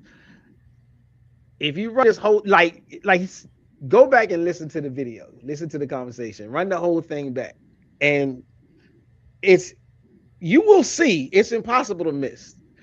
It's four different like arguments that's on loop, 4 moves. First, you can't prove it, then the test is fake, then we're indigenous. Then it's all manufactured. And with everyone, I mean, literally, Dr. Umar boxes them all up. Each one collapses the second it touches the historical record. So now I'm not saying that Umar made like absolutely 100% perfect arguments. He got some things. He messed up a few times. But he nailed her on the historical record when it comes to who we are as African people, what happened during the Transatlantic Slave Trade, how white folk managed and manipulated and moved on the African coast, and how they moved over here with the Native American population. All of that was pretty much spot on. Now, like I said, I can't make a conversation. I can't make an argument as to whether or not Nakia and the brother Ernie, I think it was, I can't tell what they honestly believe in their heart. It sounds like they believe this stuff. It's unfortunate if they honestly believe it. I would almost feel better if they didn't believe it. I'd rather think they were trying to run a con. Really? I really would, because if they were trying to run a con, then it's like they know the truth and they're just trying to exploit people. That's bad. But at least you know the truth. If you don't know the truth, if this is what you really think and believe, and that's why you do all this pushback when people say, well, you know what science says. I don't believe science. You know what DNA says. I don't believe DNA. Hey, that is a problem that really cannot be solved with education. That's a problem that cannot be solved with academics. No amount of scholars, no amount of history, no amount of books, no amount of library research. We could force you to sit in a library for a month. You still gonna come out with this belief that you are a Native American. I can't do nothing with that. I ain't got the qualifications. You know, my expertise stops at teaching. That's why I say I would rather think that you know the truth, like Elijah Muhammad said, and you're just trying to exploit people, than for you to be that far down the rabbit hole. I mean, he called that the triple stages of darkness. I mean, that's what I'll say. Go ahead. I mean, it's funny that you say. I mean, Elijah Muhammad he can't be. I mean, that's like the pot calling the kettle black. I mean, everybody got some wisdom. You know what I mean? According to them, the white man come from. Hold up. Let me. I'm just saying, you know what I mean? I leave it alone. I'm leaving right. I did not reference everything that I just said. No. I agree. No. 5, I agree 10, with. What was that? 5, 10, and 85. That's that. I love that formula that he threw out there. That's all. No, I agree. No, I agree with what you brought forth. I just thought it would be opportune for me to say. At least Elijah Muhammad, a person who gave you a whole new religion, then gave you. Look, I'm not saying like we shouldn't have had a new one. I'm just saying. I know some people don't like it because Islam is Islam. I know some people don't like it because Master Wallace Fard Muhammad looked like he might be a pretending. You know what I mean? I don't know. I don't know what to say here. You know what I mean? But I will say, as Lord Slaughter, I think I almost agree with you on something today. Umar is intelligent, but out of control socially. You know what? I will go with you. I won't even challenge it. I know some people challenge the idea of what's intelligence and all that. I won't disagree from a Eurocentric frame to help that from a Eurocentric frame that Umar is not intelligent. I would suggest that he is intelligent from European measures, but he is socially out of control. Because I know my African-centered brothers and sisters like he's not intelligent from an African-centered perspective. But so I'm going to say from a Eurocentric perspective, he does have a level of intelligence. His IQ was probably above average, at least 20 points. Now I know from an African-centered perspective, people say your intelligence has to do with everything, how you treat people, how you do this, how you do that. But from a Eurocentric standard, I agree with you, Lord of Slaughter. You got. I didn't read all your comments, Lord of Slaughter, but I do know that you are a bit extreme at times. But I do agree with that, brother. Cuz I know you weren't finished, were you? No, it's finished. I'm good. You finished? All right. Yeah. So brother Cuz is finished. And I'm just finished. I do appreciate, and we appreciate your time today, family. We just kind of thought about doing this last minute to have a discussion. We appreciate it. It's been a long day. Make sure you like this video. You thumb up this video. This was just some time for us to kind of like relax, because I know this thing is really long. This was more some time for us to kind of chop it up and dissect some things in real time. And maybe we'll be back sometime soon. Me and Cuz typically do Saturdays. Make sure you again thumb up this video, like this video, hype this video, all the things. Make sure you follow Cuz over there at The Proper Perspective. If you're on this particular chat, if you're on Brother Cuz's chat at The Proper Perspective or on his Facebook account, make sure you come over to Dr. Dennis Asar Winkler and subscribe over here as well. We will continue to bring you breakdowns and reviews. I had fun with my elder cousin, from my elder cousin. Hopefully I see him in Virginia not too far. I don't know if I'm gonna see him in Virginia in a couple of weeks, maybe several weeks or not. But I hope I see you or some part of the family down there. And a few he can't commit to that, but nonetheless, no, I'm like, is that the July family reunion? The third week of July? Yeah. I think I gotta, I don't know. I gotta check with the people, but I'm gonna try. I'm gonna try. Oh, okay. Or maybe we'll do a live or something. I don't know. But anyway, so family, like up the video, thumb up the video. Until next time, family, we say peace and power. When you claim you're African, you're going to get your mind back. If a generalized black woman is doing this and being this, that is irresponsible. No, when you claim you're African, you're going to get your mind showing back. me, Black and proud. Claim you're African, black and proud. I think that if when you claim you're African, you're going to get your mind back. a page, what is the status of people with half FBA? I'm telling you. When you claim you're African, you're going to get your mind back. That's why I was laughing, because I am claim you're African. I'm not saying the framework doesn't do a thing, but become a part of it. We've been embrace it. To black men Become a the part of it. masters being in the control. We Become a part of it. Only Embrace it. that those one of the Become a best part stories I've of ever heard. Embrace it. When you claim you're African, you're going to get your mind that back. mental growth takes Black place. and You've proud. been misled by leadership, Black for and instance, proud. that I'm think telling you you. can consume. When you claim you're African, you're going to get your mind back. Black and proud. Claim you're African. Black and proud. I'm telling you.